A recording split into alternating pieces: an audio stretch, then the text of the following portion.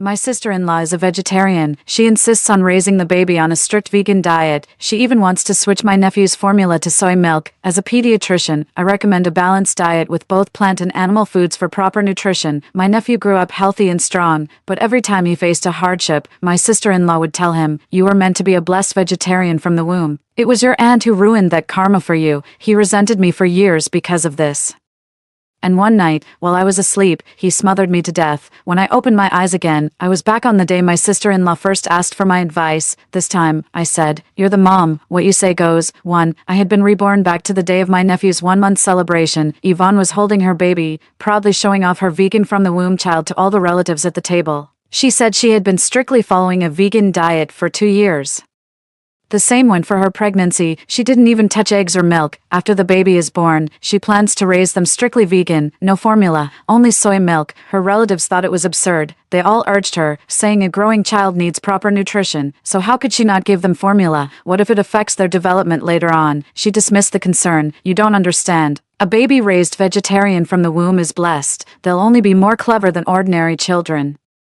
Isn't that right, Lainey? You're a doctor. Tell us, is a vegetarian diet actually better? As she spoke, her gaze turned to me. I was dazed for a moment, and then I remembered, in my past life, she had asked me in public just like this. Back then, upholding my professionalism, I told her the truth. I have treated all kinds of malnourished children in pediatrics. I've even seen those so-called womb vegans that are popular in hardcore vegan circles. Most of them are noticeably smaller, less responsive, and in poorer health than other kids their age. A child's development requires many trace elements that a strict vegan diet simply can't provide. A balanced diet with both plant and animal foods, guided by proper nutrition, is essential. Yvonne's expression changed, but she said nothing. In the end, after much persuasion from the elders, my brother finally decided he couldn't let his child grow up on a vegetarian diet from such a young age. My little nephew was able to grow up safe and healthy. What I never expected, however, was that from then on, every single difficulty he encountered in life would be blamed on me by his mother. He struggled with his studies, or had a falling out with a classmate. Yvonne would always tell him, "You were originally a vegan from the womb, baby, blessed with innate good fortune. You would have succeeded at anything you did. It was your aunt who ruined that blessing for you."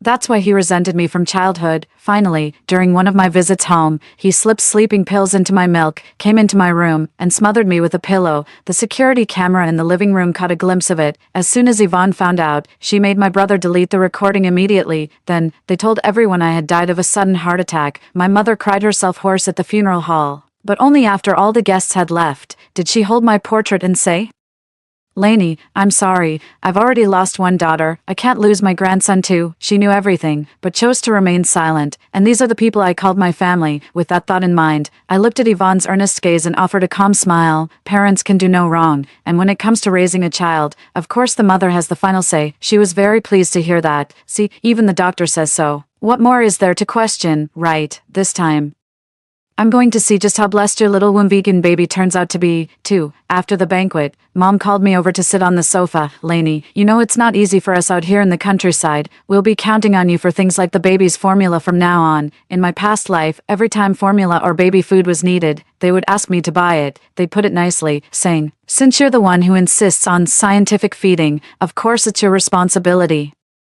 During that period, my money was flowing out like water. Whenever I tried to settle accounts with my brother and sister-in-law, my mom would dissuade me, saying, "We're family, why be so particular about the money?" So, a large portion of their child-rearing expenses was essentially mooched off me. But this time, I refused to be the sucker anymore. "Mom, my sister-in-law insists on a strictly vegan diet for the baby. Which formula on the market is actually plant-based?" Her smile froze.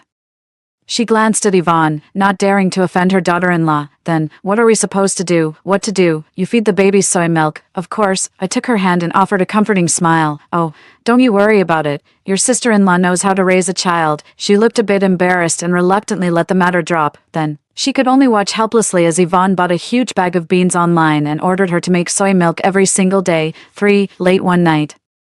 2 months later, I got a call from my hometown. It was my brother, Hugh. "Lainey, Zane is running a high fever and it won't break. You need to come home right now and take him to the hospital." Zane is my nephew's name. It was the same in my past life. Every time he had the slightest sniffle or ache, my brother and sister-in-law's first move was to call me. They didn't even have to show up at the hospital themselves. Just completely washed their hands of the responsibility, and I Brainwashed by my mother's wholeware family spiel, took it all upon myself to arrange everything, but now, looking at the finished work, I leisurely took off my white coat and stretched. Sorry, bro, I can't. I'm on duty with patients right now. I can't just leave. The voice on the other end grew agitated. What patients? Don't you know what's important here? How can some stranger be more important than your own nephew? I smiled calmly. Don't get worked up, brother. Didn't sister-in-law say that a child born to a vegetarian mother is blessed and healthier than other babies? I thought he wouldn't get sick. That's why I wasn't prepared. He flew into a rage and gave me a real 10 lashing. Then, she turned her anger on Yvonne. Didn't you say a vegetarian diet was good for health? So how come you still got sick? Yvonne wasn't about to back down either. It's just a minor illness. It's no big deal if we don't go to the hospital. This child has accumulated good karma. Nothing bad will happen. An argument broke out on the other end of the line. The sounds of things being smashed and doors slamming echoed one after another by the time they finished their commotion and got the child to the clinic. The fever had already hit 41 degrees, still, it wasn't life-threatening. Small clinics are best at handling routine fevers like this, a few 4 bags of antibiotics, and the effect is immediate. In contrast, top-tier hospitals strictly regulate 4 drips and prohibit antibiotic overuse, so the fever reduction isn't as fast. In my past life, I got a lot of Yvonne's passive-aggressive comments because of this. Big hospitals only care about money, something a simple saline drip could fix. And they're always quick to admit you. Little did she know, the dependency caused by long-term antibiotic use is a disaster for the child's own immune system. In this life, I won't interfere anymore. Let her have her way and get more 4 drips. A child's fate is, by nature, directly proportional to their parents' awareness. There's simply no need to force a change. 5. The day after finishing the 4 drip, Zane's temperature returned to normal.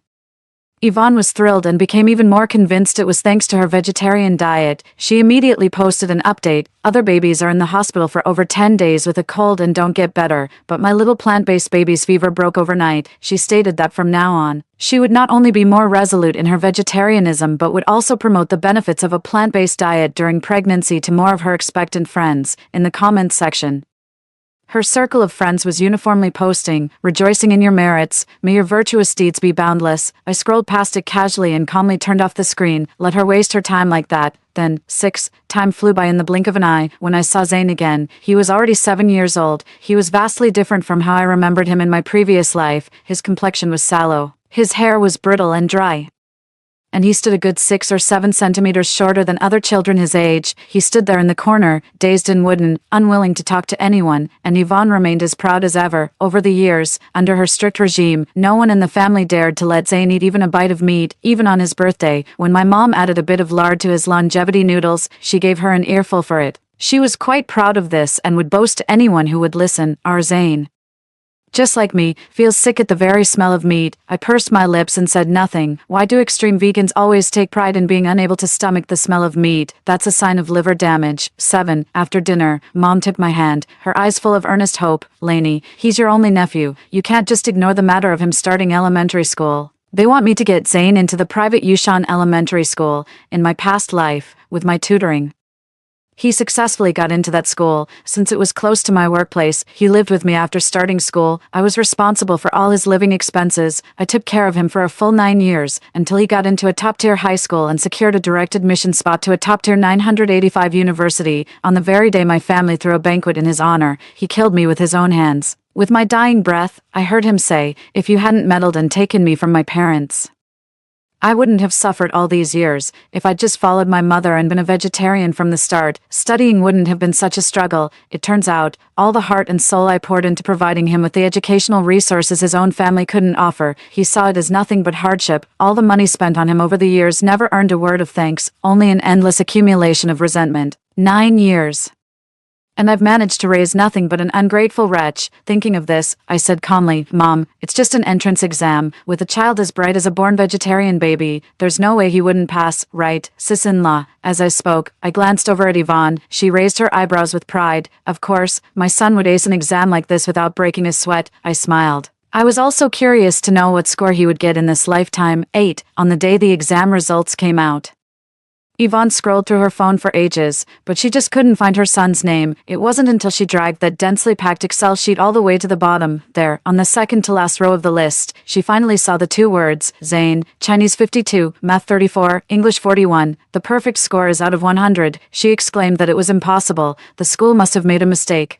How could my son have scored so low? She paced back and forth in the living room, muttering the same thing over and over. I can't help but laugh. A purely vegan diet has never been able to provide the diverse range of nutrients essential for a child's brain development. For instance, Didnt, which is crucial for cognitive function, is primarily obtained from fish. If someone has been on a vegetarian diet since childhood, it's no wonder their cognitive development might be affected. But Yvonne clearly didn't have that background knowledge. After muttering to herself for a long time, she turned to me again. Lainey, go talk to the school administration, tell them to check if there's been a mistake, or else someone must have cheated. I was speechless. So, all 300 plus people ahead of us cheated, is that it? My mother shot Yvonne a disapproving look, but didn't dare say a word. She could only turn to me with a pleading look in her eyes. Lainey, you're the most successful one in our family. You have to figure something out for your nephew. Hugh chimed in. Yeah.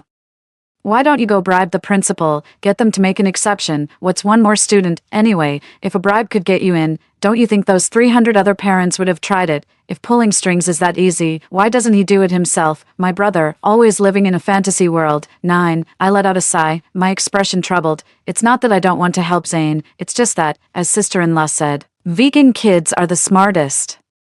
This kind of exam is no challenge at all. That's why I didn't prepare anything. The admissions period is over now. It's too late to go asking for favors. Hugh's face fell at the words, and he pointed at Yvonne, starting to complain. Didn't you say that as long as he's vegan, he could handle any exam with ease? What's going on now? Yvonne rolled her eyes, put her hands on her hips, and started to argue back. Why are you blaming me? It's obviously the school's fault. Don't you think I know my own son? He's always been the sharpest one. If you ask me, these private schools come up with the most bizarre and tricky questions, always trying to trip people up. Maybe it's better not to go at all. The two of them started bickering and arguing again, their voices full of complaint. I stepped forward slowly and chimed in. Sis-in-Law is right. Gold shines wherever it is.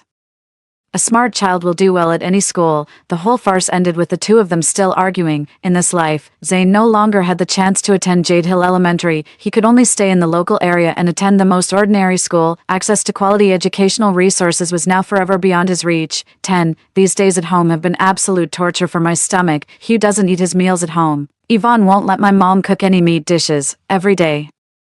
It's just carbs and vegetables, or deep-fried soy products pretending to be meat, chicken, or roast goose. I couldn't stand it after just 2 meals and started ordering takeout, duck neck, roast chicken, lamb skewers, crayfish, and bubble tea. All sorts of meaty little snacks were added to the spread, filling up the living room. I lounged lazily on the sofa watching TV, leisurely nibbling away. Zane was right there, watching with eager, longing eyes. Want some? I waved the large golden brown chicken leg in my hand and asked him. He shook his head dismissively. My mom says people who eat meat are the filthiest, yet her eyes were glued to the chicken leg. I raised an eyebrow, feigning deep regret. Oh, really? Well, I guess Auntie will just have to eat it all by herself. Then, as he spoke, he took a bite, a slurping sound followed, and the aroma was mouth-watering. I really shouldn't give you any. It wouldn't be good if it messed with your karma, then.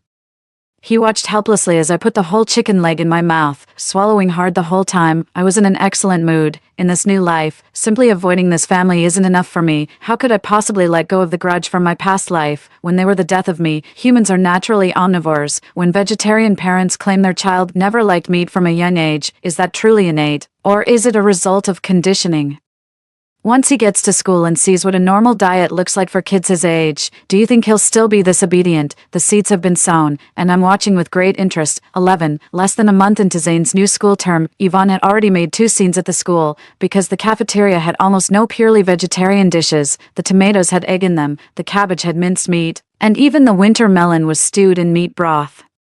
She rushed over to the homeroom teacher in a huff to lodge her complaint. The teacher explained helplessly that students this age are generally picky eaters and avoid ordering vegetables, which is why the cafeteria staff came up with this method. But Yvonne wouldn't let it go. You have to respect us vegetarians, or I'll report you to the Education Bureau. Schools dread dealing with parents who make a scene like this. The head teacher hurried out to smooth things over, promising the cafeteria would add 2 strictly vegetarian dishes to the daily menu. Only then was she somewhat satisfied. As she was leaving, the homeroom teacher glanced at Zane and offered a well-meaning reminder. Zane doesn't look like he's getting the best nutrition. He's at an age where he's growing, so I'd really recommend a more balanced diet. However, Yvonne was clearly not having any of it. What do any of you know? I'm accumulating good karma for my child. Think of all the meat your school consumes every day. How many animals have to be killed for that? It's so cruel." This bizarre pronouncement left all the teachers in the office staring at each other in stunned disbelief. 12. But after just a few days of peace, she kicked up a fuss again. The reason was that the cafeteria lady used the same ladle for meatballs to serve vegetables. Yvonne happened to see it when she went to the school. "Are you deliberately trying to ruin my son's good fortune? This meat is filthy, and you're mixing it with the vegetarian options on purpose," she ranted and raved, demanding the cafeteria fire the lunch lady. Well, the lunch lady wasn't having it. It was the lunch rush, already chaotic and stressful, and now she had to deal with someone nitpicking over every little thing. The two of them got into an argument right at the window. This time, the school did not back down. The parents who had gathered to watch could no longer stand by. They all began to criticize her. "Mrs. Sue, the cafeteria is here to serve all the students, not just you. If you're that concerned, I suggest you pack a lunch for your son." She looked visibly embarrassed. "Fine, I'll pack his lunch. Meat is so unsanitary anyway. I don't want my son eating with them in the first place." That evening, she happily told her son, "From now on, Mom will have Grandma prepare a vegetarian lunchbox for you every day. You won't have to eat in the cafeteria anymore." I completely failed to notice the dimming light in Zane's eyes. 13. I returned to work at the hospital. 6 months later, I was assigned by my unit to provide support in the Western region. In my past life, I gave up that opportunity to take care of Zane. As a result, while my colleagues came back and got promoted, I was left stuck in the same place. My self-righteous sacrifice was repaid with betrayal by my own family. In this life, I won't stop my progress for so-called family ever again. The next time I heard about Zane, it was because he'd gotten into a fight at school and there was trouble. His desk mate was a girl who loved snacks, named Tina. She would bring snacks like cheese sticks and meat sticks to school every day. Zane made a habit of stealing her snacks. After finding out, Tina told the whole class. This led to him being collectively mocked. "Oh, our noble little lifelong vegetarian. Didn't you say eating meat was disgusting? So why did you steal someone's sausage?"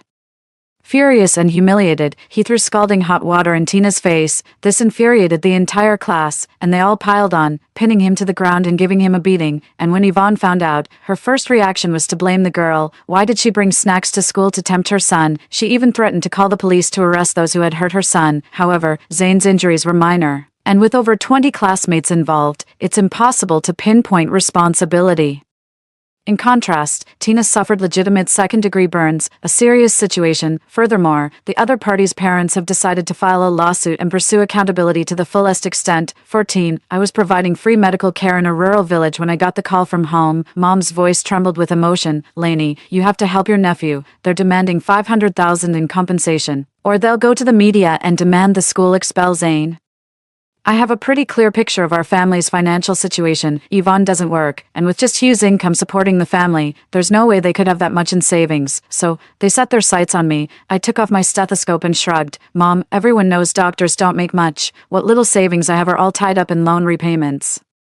There's nothing extra to spare." The words were barely out of my mouth when a sudden thought struck me. They couldn't be after my house, could they? Sure enough, after a choked sob, my mother spoke up. "Don't you still have that other apartment? We can mortgage it to the bank. Getting a loan for $500,000 shouldn't be a problem. Think of this money as a loan from your mother. I'll pay you back on your brother's behalf." A knot of resentment tightened in my chest. My blood ran cold. Over the years, she had said this to me more than once. Hugh even borrowed $100,000 from me when he got married. That's what Mom said, too. Just think of it as a loan from her. She'll pay it back later. After that, it was never mentioned again, because she knew full well that a daughter could never demand repayment of a debt from her own mother. This so-called loan was essentially just taking money from my pocket and handing it to her son's family. And I was deceived by this facade of maternal kindness for over 20 years, if not for being reborn, for the experience of my miserable death in a past life, for witnessing their cold indifference after I was gone. I'll keep living in this charade of family affection, shouldering responsibilities that were never mine to bear, giving of myself over and over again. I let out a cold, bitter laugh. "Mom, you're 62 this year, aren't you? You don't have a job. You don't have a pension. What exactly are you going to use to pay it back?" Her voice hitched, then suddenly turned sharp and shrill. "How can you say that? We're family. Zane is your own nephew. When he's in trouble, you have a responsibility to help. How can you be so petty about the money? After all the years we spent raising you, you make money and don't even think of helping the family. You only care about your own pleasure. What a waste." So, this is what she really thinks, in her mind. The money I earn should be used to support my brother. She, along with my brother, his wife, and their son, are the real family. I'm the outsider. Perhaps she harbors a sliver of affection for me, but that affection pales in comparison to the love she has for her son and grandson. They say the palm and the back of the hand are both flesh, but how can the back ever be as substantial as the palm? I took a deep breath. Every grievance has its source, every debt its debtor. The child is the parent's responsibility to raise. Raising a child is the parent's duty. I bear no responsibility for him. You're on your own. With that, I hung up the phone. 15, but that was far from the end of it. Starting that afternoon, my eyelid wouldn't stop twitching. My chest felt tight with an inexplicable sense of dread. That evening, my phone alerted me. 200,000 had been transferred out of each of my 2 bank cards. A glance at the payee name showed it was Yvonne, 16. I immediately requested leave from work, booked a flight, and flew back overnight. When I reached the door, I found the entrance to my house wide open. The inside was a complete mess. In the room, the bank card had vanished into thin air. The handbag and jewelry were gone too. I immediately went to the property management to check the security footage. It was actually my mom who came with Yvonne. My mother has a key to my house. The bank card pin is my birthday. It's easy to guess. 17. I called the police. When the police arrived, Yvonne threw a fit, crying and refusing to cooperate. My mother also collapsed on the floor in tears, accusing me of being an unfilial child. She actually called the police on her own mother. I raised her, so what's the big deal if I spend a bit of her money? Is that a crime? After yelling at the police, she turned and pointed at me. He's your only nephew. Are you really going to stand by and watch him get expelled and lose his chance at an education?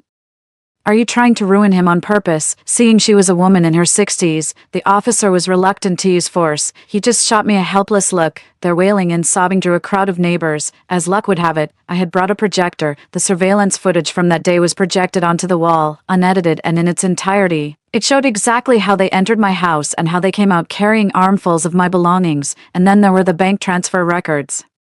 Now that all the neighbors are here, let's hear your opinion. What kind of mother brings her daughter-in-law along to steal from her own daughter, whose brother and sister-in-law are so bad at raising their kid that they blame the aunt when something goes wrong? As soon as the video played, the onlookers got even more riled up, with all sorts of comments flying around. No wonder the kid steals at school. He's just learning from his parents. My mom's face flushed with embarrassment. And Yvonne was utterly mortified. Just as everyone was pointing and whispering, Zane finally burst out of the room. Aren't you ashamed enough already? Fine, expel me. I don't want to go to this school anymore. He was 14 years old. By this time in his previous life, he had already grown to 7 meters tall, but at this moment, he was clearly not even 5 feet tall. His emaciated frame was like that of a little old man, with thin, brittle hair the color of dry earth. His complexion was as sallow as wilted greens, utterly devoid of the vitality one expects at his age. After saying this, he wiped his tears and ran out. 18. Yvonne was detained for 10 days. After police mediation, she reluctantly returned my money. Let me tell you, my son is blessed and destined for great things. If you won't help him now, don't come begging for his help later. I couldn't be bothered to deal with her any longer, so I took the money and left. As for Tina's compensation, the only option was to take out a mortgage on the old house they currently live in. After obtaining forgiveness from the other students' parents, Zane was able to keep his place at the school, but he absolutely refused to go back to school. I can probably guess what happened. Raised with a sense of superiority as a vegan from birth, he never quite fit in. The student body at his ordinary school was a mixed bag, and it wasn't short of troublemakers either. Being short in stature and withdrawn by nature, he naturally became a target for bullying. As for stealing the sausage to eat, that was his long-term vegetarian diet driving a desperate hunger. A deficiency in certain trace elements can lead to obsessive or paranoid behavior. That's why, after being caught stealing, he resorted to such an extreme way of dealing with it. But Yvonne was clearly oblivious to all of this. She tried to placate him again with that old line about him being the best. You are truly blessed. They're just jealous of you. If you stick to a vegetarian diet, all your problems will be solved. She continued her monologue, paying no mind to whether Zane was listening. 19. Just before leaving, a short, shadowy figure blocked the path. Can I go with you? I don't want to stay here anymore. He hung his head, his eyes dull and lifeless, looking at the frail, gaunt figure before me. A pang of sorrow twisted in my heart. If he were simply a child ruined by ignorant parents, I would pity him and try to help. But the moment I remember how, in my past life, he personally slipped sleeping pills into my milk, how he pressed a pillow over my face without a second thought, watching me fade into unconsciousness. All pity in my heart vanishes. 9 years, even a dog would have grown attached by now. Does he truly not understand who has been good to him? How could you be swayed by a few words and hold a grudge against me for so long? With that thought, I didn't linger any longer. I walked past him, bag in hand, and headed down the stairs. Your legal guardians are your parents. I have no right to take you away. 20. After finishing my support work in the West, I returned to my original workplace. To prevent the same thing from happening again, I changed the locks on the main door and asked the property management to tighten security, but I never expected that Zane would come looking for me alone. That morning, I went downstairs to buy breakfast. As I opened the door, I saw a small, frail figure huddled on the doorstep. It was the dead of winter, and a thin layer of ice had formed on the roads throughout the residential complex. He was thinly dressed and looked utterly listless. In this lifetime, our paths have seldom crossed, but ever since that last time, right before I left my hometown, when he stood in my way and begged me to take him with me, I found it strange. I'd barely ever looked after him, so why would he turn to me for help, let alone ask to come with me? How did you get here? My first instinct was to call his parents, but I was stopped. Don't tell them I came on my own. An arm as thin as a bamboo pole feebly pressed down on my hand. He looked up, his gaze sweeping the surroundings, still dull and vacant. This place feels so familiar, as if I've lived here for years. I don't want to go back. Can I stay with you, Auntie? My eyelids suddenly twitched. Without another thought, I shook off his hand and went back to my phone call. Zane promptly plopped down on the floor and started crying. This drew the attention of the property manager and the neighbors. Most homeowners in this complex are my colleagues from the hospital, so gossip about everyone's personal lives spreads like wildfire. He was trying to use this tactic to pressure me into letting him stay. Too bad. I'm not buying it. I immediately dialed the number back home. How could you let a minor run around like this? If you don't come get them, we'll report you for abandonment. Half a day later, Yvonne arrived. The moment she stepped out of the elevator, she rushed over in a panic and hugged her precious son. Lainey, I knew you were up to no good, putting ideas in my son's head and making him run away from home. You're never around when it's time to contribute money or effort. All you know how to do is drive a wedge between me and my son. I didn't want to get into it with her, so I just had security escort her out. Take your blessed son and get out of here now, or I won't hesitate to call the police and have you detained for a few more days. Zane struggled, refusing to leave, but was dragged into the elevator by her anyway, crying nonstop. 21. After a 6-month leave of absence, Zane finally returned to school. Day after day, Yvonne kept posting on her social media about how clever her vegan baby was. She was adamant that he would definitely get into a top-tier high school. I was preoccupied with my promotion and didn't pay much attention. Then, one afternoon after winter had set in, he was rushed to the emergency room, covered in blood, after he returned to school.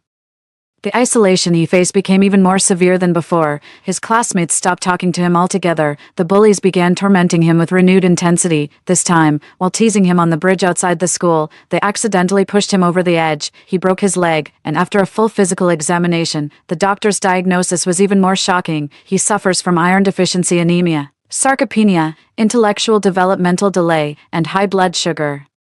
Due to long-term dietary imbalance, multiple trace element levels in his body are below normal. His vegetarian diet has already caused irreversible damage to his brain. The young doctor explained the situation to the family, referring to the medical chart. Before he could finish, Yvonne cut him off. What nonsense are you spouting, you quack? Su Baobao has always been highly intelligent. How could there be any developmental delay? She jabbed a finger in the doctor's face and launched into a furious tirade, leaving him red-faced with anger. Right in the middle of her rant, she suddenly spotted me outside the ward. See, Lainey, I told you this hospital is just out to rip people off. She marched towards me, her voice rising even louder, loud enough to be heard across half the ward. You didn't lift a finger when your nephew needed money, and now you have the nerve to pretend you care. You brought these quacks here to curse my son. You just can't stand to see him get better, can you? She was about to grab me, but Hugh, who had rushed over, slapped her. The child is nearly dead because of you. Is this what you call the benefit of raising him vegetarian? I'm telling you, if Zane doesn't get better, I'm divorcing you. He had just gotten the full story at the nurse's station. Even someone with no education could understand that. The so-called prenatal vegetarianism did not result in a healthy, intelligent child. On the contrary, it utterly destroyed Zane. Having trusted Yvonne for so many years, he felt profoundly deceived and was furious. Yvonne covered her face, stunned for a moment, then swung her hand back in retaliation. How dare you criticize me? Have you ever taken care of the kids all these years? You ignore everything day to day. But the moment something goes wrong, it's suddenly my fault. Hugh swung his fist at her again. Don't act like you've worked so hard. My mom is the one who cooks, cleans, and looks after him every day. What do you even do besides scrolling on your phone and chatting nonsense with your online friends? The two of them were locked in a messy, back-and-forth scuffle. Patients and their families from the entire ward came out to watch the commotion. Zane, lying in the hospital bed, finally couldn't take it anymore. Enough. Tears streamed down his face as he looked at me pleadingly. Get them out of here. I don't want to see them anymore. The nurse on duty called security, and the two were separated and escorted out. 22. Zane's leg is a standard fracture. With a few months of rest after the surgery, it will heal naturally. However, the impact of the vegan diet on his bones, muscles, and cognitive development is largely irreversible. Even if he resumes a normal diet now, he won't be able to develop like a typical child. Hugh and Yvonne argued back and forth, over and over. After repeated persuasion from their relatives, the couple decided not to get a divorce. It's only natural for a first-time mother to make a few mistakes. She's learning as she goes. If the first child isn't turning out well, just have a second one and raise them properly. They can support each other in the future. Yvonne's mother said as much, so the couple decided to have a second child. 23. As the high school entrance exams approached, Zane's leg had just healed. Unlike his triumphant success in getting into a top high school in his previous life, this time around, his total score was a mere 344. He didn't even meet the minimum threshold for a regular high school. This outcome was predictable. Given both his inherent intellectual capacity and his prolonged absence from regular studies, Hugh let out a perfectly convincing sigh. He's not cut out for school anyway, let's just find him a job somewhere. Yvonne chose to remain silent. After they started trying for a second child, their firstborn was essentially given up on, and just 1 week after the high school entrance exam results came out, Zane jumped into the river. This time, he had multiple fractures all over his body, was in a cast, and couldn't move. It was much more serious than last time. My colleagues in the ER said his parents showed up briefly and then left. No one was there to look after him. In his delirium, he kept murmuring that he wanted to see me. I sat down by his hospital bed and started peeling an apple. A moment later, I heard his muffled voice. Aunt, I should have stayed with you. Why did you abandon me too? My heart gave a little shudder. You remember everything now? Yes, after I jumped into the river, during these days I was unconscious, I let out a laugh. Then why are you asking me why? His lips parted, and he forced the words out with difficulty. No, I didn't really mean to kill you. I lost my head in the moment. It's because my mom said. She said you were the one who took me from her back then. She also said my life would have been so much easier if I'd grown up with her. No cram schools, no endless homework, and I still could have gone to university. Yvonne has always held that theory. Indeed, I think. Aside from her persistent and absurd vegetarian theories, there's another reason. She shirked all responsibility, dumping the child on me. Then, worried the child wouldn't be close to her when he grew up, she kept telling him I was the one who stole him away. It was I who tore mother and son apart, shattering the karmic merit of his vegetarian practice. But after 9 years of devotion, if he had any genuine feeling, could he really be swayed by a few whispered words? That's just his nature. He nurses grudges but forgets kindness. Someone like him could never understand what gratitude truly means. So, in this life, growing up by her side, was it smooth sailing for you? I spoke, my voice calm and even. He hesitated for a moment, and tears welled up in his eyes. I'm sorry, Auntie, I was wrong. Can you give me another chance? Let me go with you, Auntie, he pleaded in a low voice. I set down the peeled apple. I got up and left. You're not repentant. You just regret that in this life. No one is left to provide you with a life of luxury and a promising future. I walked out of the hospital room. He struggled to get up from the bed, only to fall back down heavily. He removed his own oxygen tube. 24. In the end, Yvonne was unable to have a second child. Her long-term vegetarian diet had caused reproductive dysfunction. She was no longer able to have children. By the time the couple wanted to reconnect with the child they had given up, Zane had already passed away in the hospital. The two of them were once again locked in endless arguments. In the end, it ended in divorce. 25. In this life, free from the so-called bonds of family, my work progressed more smoothly, and I had more time and energy to devote to my research. I secured a research grant on child nutrition, published several influential papers on the impact of vegetarianism on infant and toddler development, gained significant recognition, and was invited to give lectures at various universities. Later, on a university campus, I came across a club named Vegetarianism. The students looked at me with their young, innocent eyes and asked, "Teacher, you're always promoting eating more meat, eggs, and dairy. Don't you think that's cruel? Every piece of meat comes from an animal that was killed." I adjusted my glasses and then projected images of rice, wheat, green vegetables, radishes, apples, and bananas onto the screen. "Don't you think it's cruel when you eat rice?" That's the embryo of the rice plant. Don't you feel cruel eating an apple? That's the apple tree's child. Don't you feel cruel eating a potato? That's the potato plant's mother. Picking on plants because they can't talk. Ha! The whole room erupted in laughter. Finally, I would urge all young people to remember that adults have the right to choose their own dietary structure. However, for infants and young children who cannot make their own choices, I implore parents to follow scientifically backed feeding practices and not impose their own dietary preferences on their children. Story 2. On the day of the college entrance exam, I encountered a girl having a heart attack while waiting for the bus and tried to help her. After leaving the exam hall, the internet exploded. She posted a video tearfully claiming I took advantage of her during the rescue, adding, "No girl would ruin her reputation to falsely accuse someone." That one statement pinned me to the pillar of shame. Swallowing my bitterness, I scored 658 on the exam, desperately waiting for mainstream media to interview me and clear my name, only to receive the devastating news that my parents were killed in a car accident caused by an extreme underachiever's parents. When I woke up again, I found myself back on the road to the bus stop. Well, I decided to take my sweet time strolling along. Whoa, this rock is so huge and perfectly round. Oh wow. This tree is so lush and green, and the flowers smell absolutely divine. Reborn on my way to take the college entrance exam. In my past life, because the test center was quite far, I set out 2.5 hours early and took the bus to the exam. While waiting for the bus, a girl next to me suddenly had a heart attack. My mom is a nurse, and I had learned CPR, so I immediately administered first aid to her. I had to wait for the ambulance to arrive before rushing to my exam, only to step out of the testing center and find myself facing a storm of public condemnation online. The girl, named Bertha, also a test taker, was shown in the video sobbing on a hospital bed, accusing me of taking advantage of her while she was unconscious. It was an old bus stop with no surveillance cameras, and since it was so early, there was no one else around to back me up. With her statement, "No woman would ever sacrifice her dignity to falsely accuse someone," Bertha sealed my fate and left me publicly shamed. The cyberbullying hit me like a tidal wave. My mother is a nurse, and my father runs a conveyor-belt hot pot restaurant. After Bertha's video went viral, our family's shop was vandalized and forced to close. My mother was humiliated at the hospital and doused with filth. 1.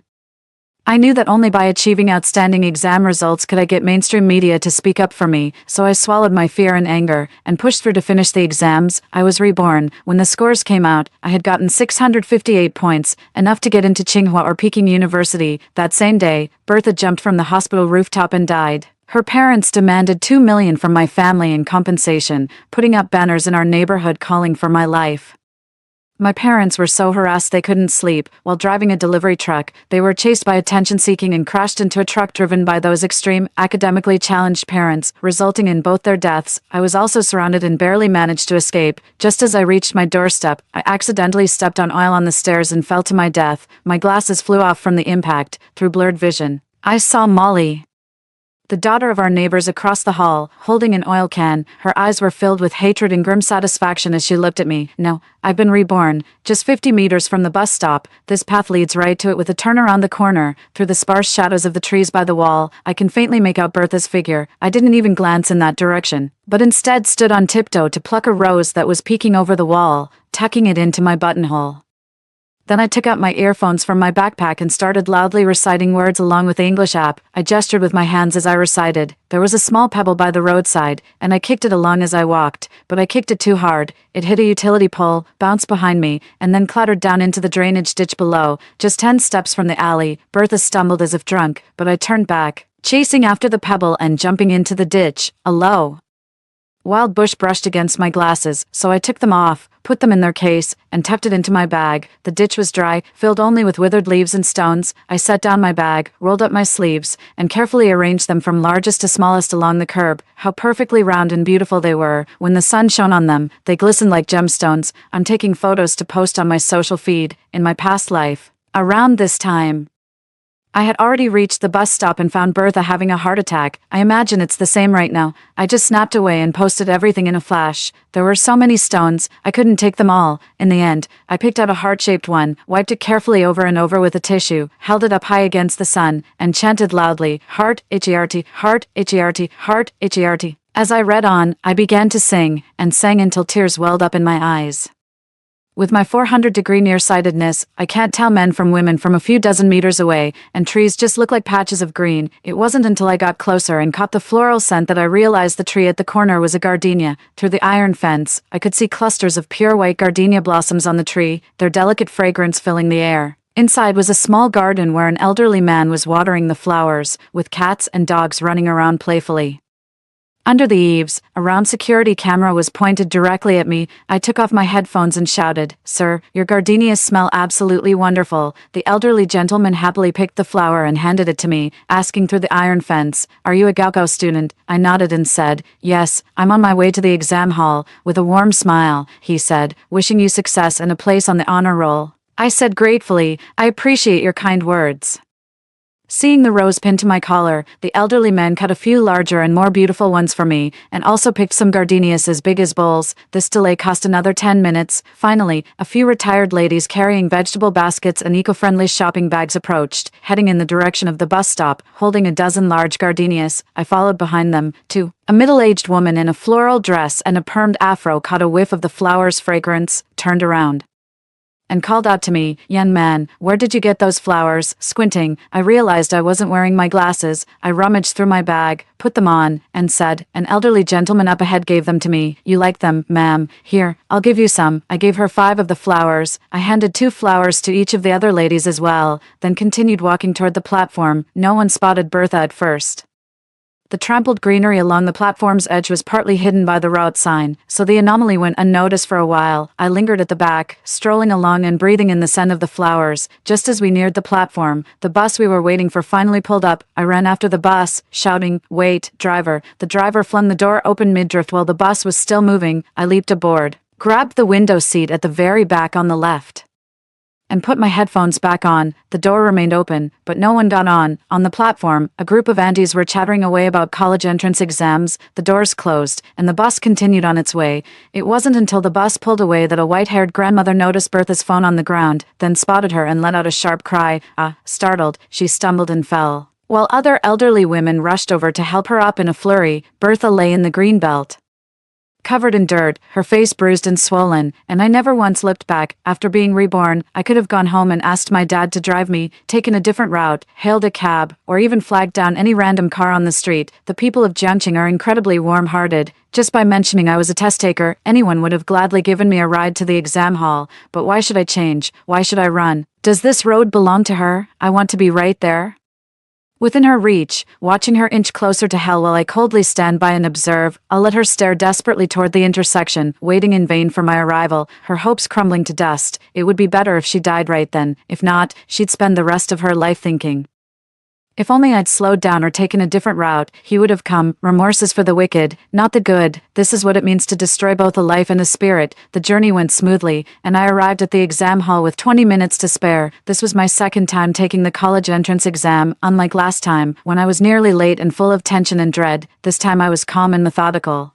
I finished the exam without a hitch, went home, had a meal, and checked my phone before my nap. Still no news about Bertha. I woke up to find both my parents at home. My mom handed me a damp towel to wipe my face and said, "A student had a sudden heart attack at the bus stop this morning. They were rushed to our hospital and are now in the ICU. Not sure if they'll make it." My dad chimed in, "I heard about it too. What a tragedy. Someone so young. Our son still has exams to take. Let's not talk about this and scare him."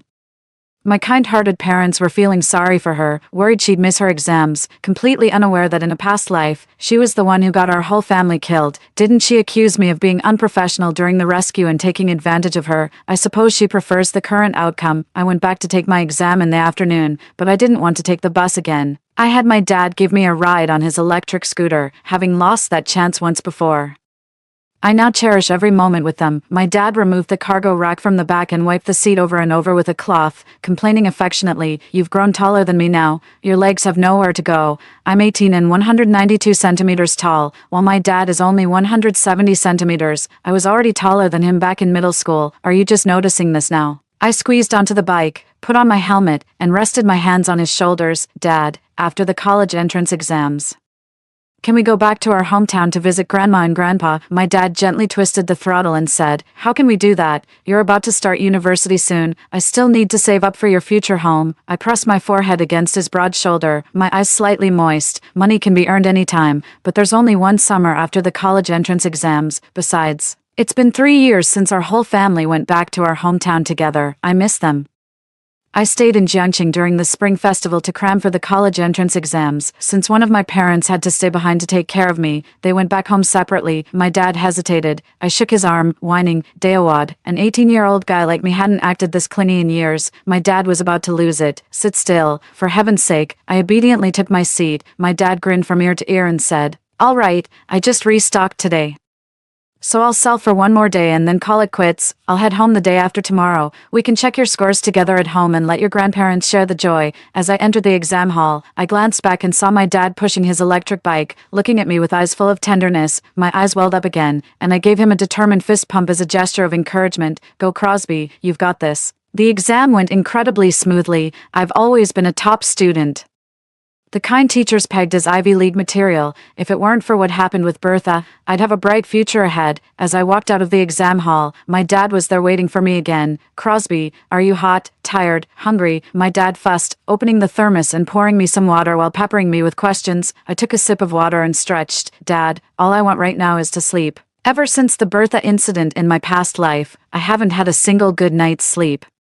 After a full day of exams, my eyelids are practically fighting to stay open. My dad quickly agreed. "Absolutely, rest up and recharge. You've got another big exam day tomorrow." He took me back home. My mom was still on the night shift. My dad went to cook. I took a shower, dried my hair, and went back to my room. I checked my phone, and everything was still quiet online. It seems that without my help, Bertha's condition was too severe for her to cause any trouble. But I know all too well how difficult her family can be. The real trouble is yet to come. Actually, we were middle school classmates, but I got into the advanced class not long after starting 7th grade and had no memory of her. She was the one who mentioned it in a video, claiming I had a crush on her back in school. She's like a sewer rat, her hair always greasy and unwashed for what seems like months, with this weird stench clinging to her. Putting our photos side by side and accusing me of harassing her, that argument holds zero credibility. If she hadn't died, I could have turned everything around, but there's no if in reality. In my past life, during the online harassment, I received an anonymous photo, a shabby room like a storage space, walls plastered with pictures of me, along with all sorts of lost personal items. A towel and water bottle from basketball games, used pens, even my old underwear and worn-out sneakers. The caption on that picture says Bertha's home, so Bertha has been spying on my life all along, even resorting to stealing and dumpster diving. What a creepy, obsessive stalker, and she's absolutely reckless about it. Her showing up at that bus stop during the college entrance exams was no coincidence. It was carefully planned. Bertha's parents favor sons over daughters and planned to marry her off right after high school. In her previous life, she called me before she died, saying that if I agreed to marry her and give her parents $1 million bride price, she would clear everything up with the netizens. The whole thing made me feel as disgusted as if a rat were forcing me to kiss it. I was literally sick to my stomach. After that, she jumped off a building and took her own life. I recorded the phone call, but it was useless. A single phrase like "the dead should be respected" was enough to ruin me completely.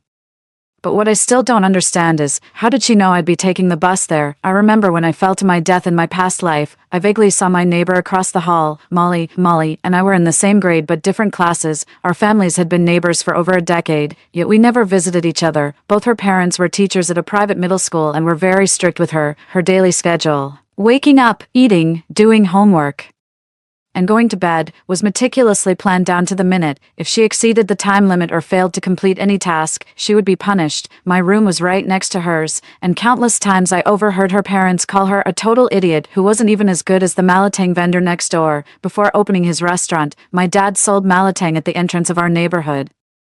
It was only after winning over the locals that he opened a proper shop, eventually earning enough to buy the place and upgrade it to a conveyor belt hot pot spot. Sure, being self-employed might not carry the same prestige as being a teacher, but we earn an honest living with our own hands. What gives them the right to look down on us? I was already a top student, but to make my parents proud, I pushed even harder, acing every exam, ranking first in my grade, and becoming the model child every parent in the neighborhood talked about. The couple next door scolded and hit their child, and they did it even more when I was around. My parents, on the other hand, were open-minded and loving, treating me with gentleness and care. It's highly likely that Molly was jealous. The next day, I continued with the college entrance exams and performed even better than in my previous life. Getting into Tsinghua or Peking University was a sure thing. After leaving the exam hall, I told my dad I was going out with friends, but I actually went to the computer market and bought 3 hidden cameras. I act with a clear conscience, and being tall and strong, the two of them combined couldn't take me in a fight. I'm just worried they might pull some underhanded tricks. Better safe than sorry. One is hidden in my old security door, concealed behind a 3D Fu character sticker from Chinese New Year, almost impossible to spot. The other one is installed at home, mounted on my windowsill. A slight adjustment in angle gave me a clear view of 2/3 of Molly's room. If her door was open, I could even see straight into her living area. The moment I got it set up and connected to the monitoring app on my phone, I was so startled I nearly dropped it. There, on the wall opposite Molly's bed, was a half-length photo of me, defaced with a large red X that dripped like blood, my face riddled with dart holes. It finally hit me. In my past life, she was one of the main culprits behind my death. In my past life, it must have been her who sent me that photo. I later looked up that account, but it had been deactivated. But at this point, the photo hasn't been sent yet. I created a new account to check, and sure enough, it was Molly's profile. It was probably just a secondary account, not many posts, but what was there was shocking. All the content showed animal abuse, and from the locations. It was clearly our neighborhood and the nearby park. The thought of having lived next to such a creep for over a decade sent chills down my spine. I immediately took screenshots, recorded the screen, and used an alt account to document and forward everything I saw. I spotted a familiar avatar in her following list. After logging into my main account, I noticed the same person was among my followers. They've never posted anything themselves, but I remember them every time I shared an update. They'd view it dozens of times without fail. 3. I suspect it's Bertha. I took a photo of the heart-shaped stone I found earlier with the jasmine flowers on my balcony and posted it as a status update. Also shared a sweet childhood friend's romance story. The day after the college entrance exams ended, my mom took half a month of annual leave, my dad closed up the shop, and the 3 of us went back to our hometown, finally, in the warm embrace of my family. I rediscovered that long-lost sense of security, free from the pressure of the college entrance exam. I let loose completely, running wild with my younger brothers and our dog through the countryside fields, all while keeping an eye on Bertha's situation. Sure enough, on the 6th day after she was admitted to the ICU, she finally woke up, just like in my past life. She took to the internet to accuse everyone present at the bus stop that day, 7 elderly women, me, and the bus driver, of standing by and doing nothing while she was in distress. Me, bus driver, 7 elderly women, netizen, but she truly was pitiable. The delay was too long. From her heart attack onset to being discovered, there was a 20-minute gap. The elderly woman who found her didn't know how to perform first aid, and waiting for the ambulance took another 20 minutes. In total, 40 minutes passed, causing irreversible damage to her body. First, malignant arrhythmia and chronic myocardial ischemia mean she can't handle any stress, or she could go into cardiogenic shock or cardiac arrest at any moment. Second, brain damage. Her heart stopped for about 4 to 6 minutes while she was unconscious, causing irreversible harm to her brain cells. Third, prolonged oxygen deprivation led to severe kidney failure, and she'll need dialysis for the rest of her life. She's only 18.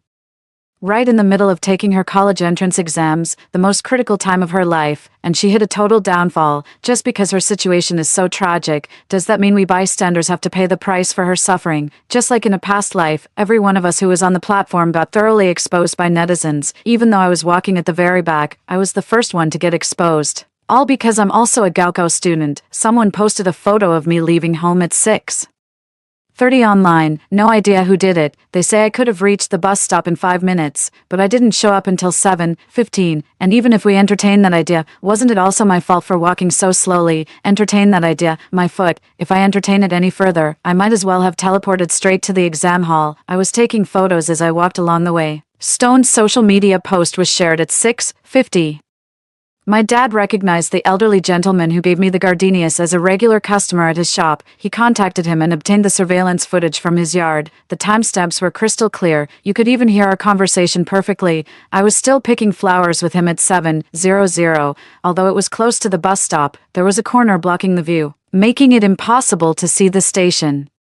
The elderly man also helped me get surveillance footage from a few other households down the street, which proved I had been on that path the whole time until those women showed up and I caught the bus. The bus surveillance footage clearly shows I boarded right at the curb before the stop. I never even stepped onto the platform, let alone encountered Bertha. If they're going to blame me for this, they might as well blame the gentle morning breeze and the sweet scent in the air that day too.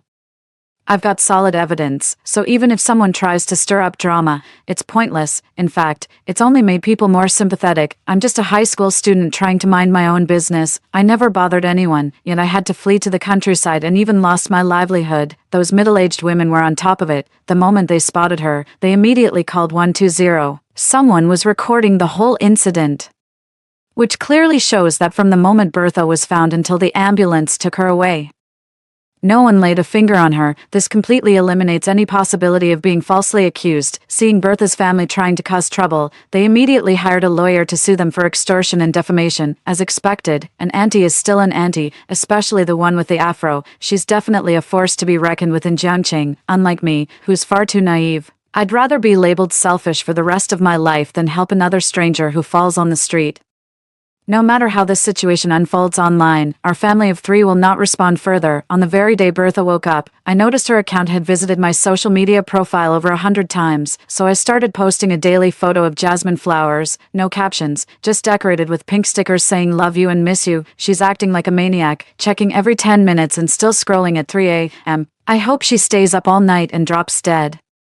Too bad the wicked live 1,000 years. Not only did she survive, she started live streaming online to fish for sympathy, claiming her family is so poor they can't even afford ICU bills. As a college entrance exam student, she's naturally trending and gets a lot of attention. With the beauty filter maxed out, she looks almost pitiful, and plenty of people actually donated to her. The college entrance exam results are finally out, and my whole family is gathered around the computer. In my past life, I scored 658 points under immense pressure, but this time, I have no idea what I got. When I tried to check, the score just wouldn't show up. My grandpa stared wide-eyed, thinking the internet back home was acting up. Why isn't it showing? My dad refreshed the page a few times, but still nothing. He was so anxious, sweat was pouring down his face. I held on to my grandpa, worried he might get too excited and fall. Whispering, "Grandpa, the top 50 in the Gaokao don't have their scores shown." My parents also snapped out of it and started shouting at each other. They were jumping and shouting, drawing the attention of uncles, aunts, and relatives from next door. Seeing how excited they were, and knowing I was a Gaokao student, everyone guessed, did Crosby get into Tsinghua or Peking University? Everyone in our village shares the same surname, and getting into Tsinghua or Peking University brings great honor to our ancestors. Grandpa's hands were trembling, and as I patted his back to calm him, I anxiously called out to my dad, "Dad, look at Grandpa." Grandpa waved his hand, turned to hug me, tears streaming down his face. "My dear grandson, I'm just overjoyed." He then directed my dad, "Stop standing there dumbfounded, hurry to town to order food and meat, then notify the relatives. We're throwing a big feast." Flipping through the almanac again to pick an auspicious day for the feast, my uncle, a construction foreman, heard my Gaokao scores were off the charts and immediately said, "No need to pick a date. We've got an old black pig from last year, originally meant for gifting. Let's slaughter it. I've got liquor covered too, all taken care of. And hey, I've even got Mautai here." The whole village sprang into action, everyone bustling about. That's exactly when my dad's phone rang. I knew it was the Tsinghua Beta admissions office calling from the number, so I quickly warned him, "It's from Beijing." My dad's hands were shaking so badly he fumbled multiple times and couldn't answer the call. My grandpa got so annoyed he snatched the phone away, muttering under his breath, "Useless." When he finally answered, his voice instinctively went up a pitch. "Hello. Oh, I'm your grandpa. Wait, no. Crosby's grandpa. Yes, okay, thank you. All right, thanks." My dad leaned in closer to listen. Their faces were pressed so tightly against the phone that the sound was nearly muffled. My mom and grandma hugged each other, laughing and crying at the same time. After hanging up the phone, both my grandpa and dad were in tears, each hugging me from one side. "Crosby, it's Tsinghua University. You got into Tsinghua." That's when I found out I scored 702 points. I was the top scorer in the entire province. Even the local TV station from my hometown called, and they came all the way to our village. I did an interview, and countless parents of college entrance exam takers couldn't stop praising me. I went viral online, and the previous incident where Bertha slandered me became a hot topic again, trending directly on social media. I received an outpouring of sympathy. In contrast, Bertha was torn to shreds online. Her real photos and poor academic records were exposed, and her live stream was flooded with hate comments, calling her an ugly troublemaker. In Jiangqing, the principals from my middle and high school kept calling my dad nonstop. My dad couldn't sit still anymore. He decided to return to Jiangqing. He's determined to do business and make money. The celebration for my college admission will have to be postponed for a few days. My grandparents didn't object. They're worried that if we're not around, someone might steal the acceptance letter. Back in their day, it was common for college spots to be stolen through identity fraud. I thought to myself, I really wanted to stay in the countryside until the Bertha situation was resolved. The whole family was ushered into the car. The moment our car pulled up to the neighborhood entrance in Jiangqing, we were greeted by a crowd lining the street. The top scholar is back. We found ourselves completely surrounded. We had to get out of the car. My father, being a businessman, knew every single person in the neighborhood. And every single person knew him. Boss, how do you usually educate your child?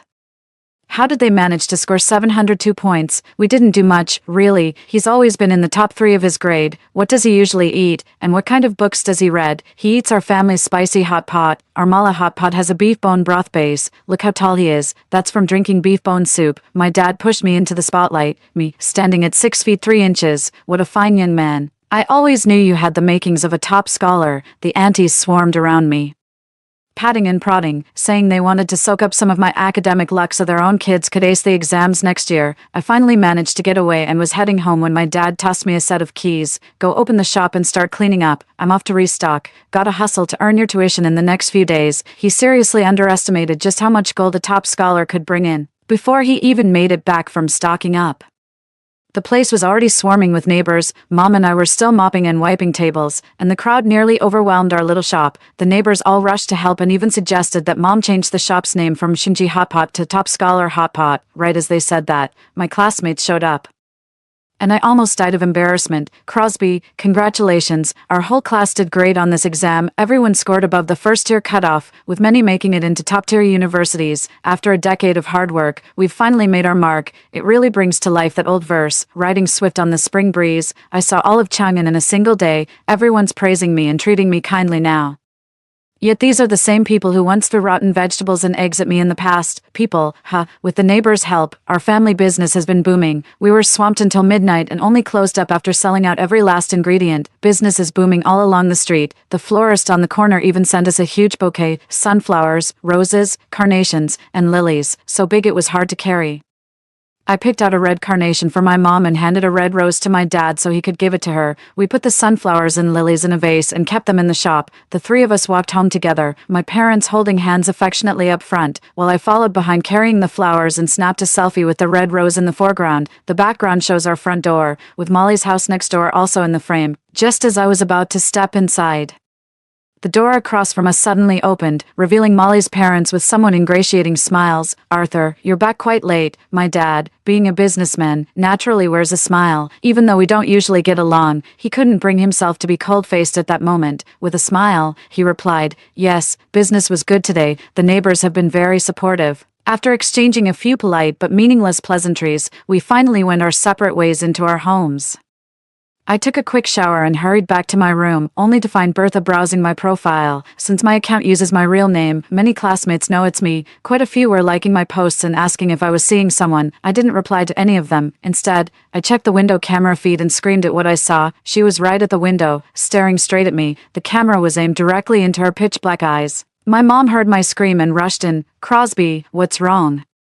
On the screen, Molly was pressing her ear against the wall, listening intently. I stuffed my phone under the pillow and pulled a charger from under my thigh. The charger, it dug into my leg. My mom said, you're a grown-up and still so careless. Let me see if your butt got bruised. She tugged at my pants to check. I kept refusing. It's fine. It only hurt for a second. My mom shot me a look. Since when are you shy around your own mother? In the end, they didn't insist on staying and closed the door behind them as they left. Ever since my rebirth, I've kept my window shut tight. I considered drawing the curtains too, but thought it might seem too obvious. My parents might notice and open it for me. Right then, I quickly hopped down, yanked the curtains shut completely, put on my headphones, and turned my attention back to the surveillance feed. Molly was still pressed against the wall, her eyes fixed on my window, from my angle.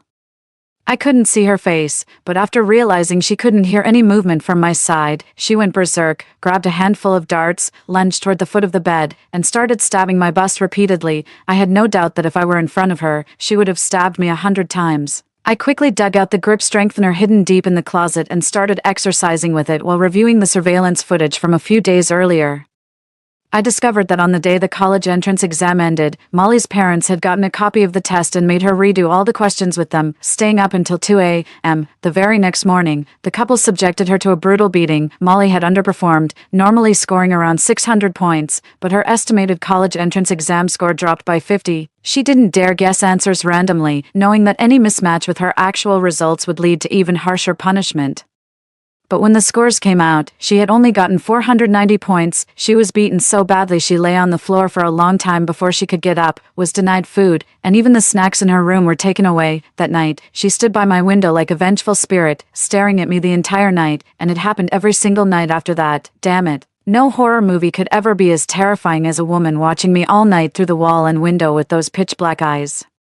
But compared to the brutal death of my entire family in my past life, what do these things even matter? Fighting back my discomfort, I pulled the curtain halfway open and leaned against the wall, taking a selfie from the window. The shot captured not only my profile but also Molly in the background. With filters, stickers, and beauty effects, the eerie scene instantly transformed into a moody, fragmented masterpiece. This time, I added the caption, "Don't be afraid, I'm here with you," posted. Just as expected, Bertha came online instantly. As for me, I deleted that post. I even set the picture to disappear after viewing, making it impossible to screenshot or record. It left no trace on the platform, but it carved a deep mark in that obsessive mind. After deleting the post, I shared a song called "Twinkle, Twinkle, Little Star." Molly's walls were covered with posters of this singer, and I even heard her playing this song. Bertha kept revisiting this post from midnight until 4 a.m. listening to the song on repeat. I kept doing this every day for the next week. Finally, on the day before Bertha was discharged from the hospital, our junior high alumni group organized a visit to see her. Some classmates still asked me to hang out. I just left the group chat and blocked the few middle school classmates I had left. The first thing Bertha did when she woke up was to falsely accuse me of abandoning her in her time of need, with all the media coverage. I refused to believe they didn't know. Who are they trying to fool with their holier-than-thou act? I just wanted her to know how much she disgusts me. The more I detested her, the sweeter things were with Molly. Every night, we'd gaze at each other across the wall, listening to the same song and sharing the same starry sky. On the day Bertha was discharged from the hospital, our family of 3 packed up and returned to our hometown. We brought all my high school study materials. And my mom told me Molly's parents had actually approached her about them. They said their Molly didn't perform well on her exams and wanted to retake them, asked to borrow your notes. I told them we'd already given everything away. My dad said, "Those two used to look down their noses at your mom and me. Now you've made us proud, but we're not pushovers. Why should we help her?"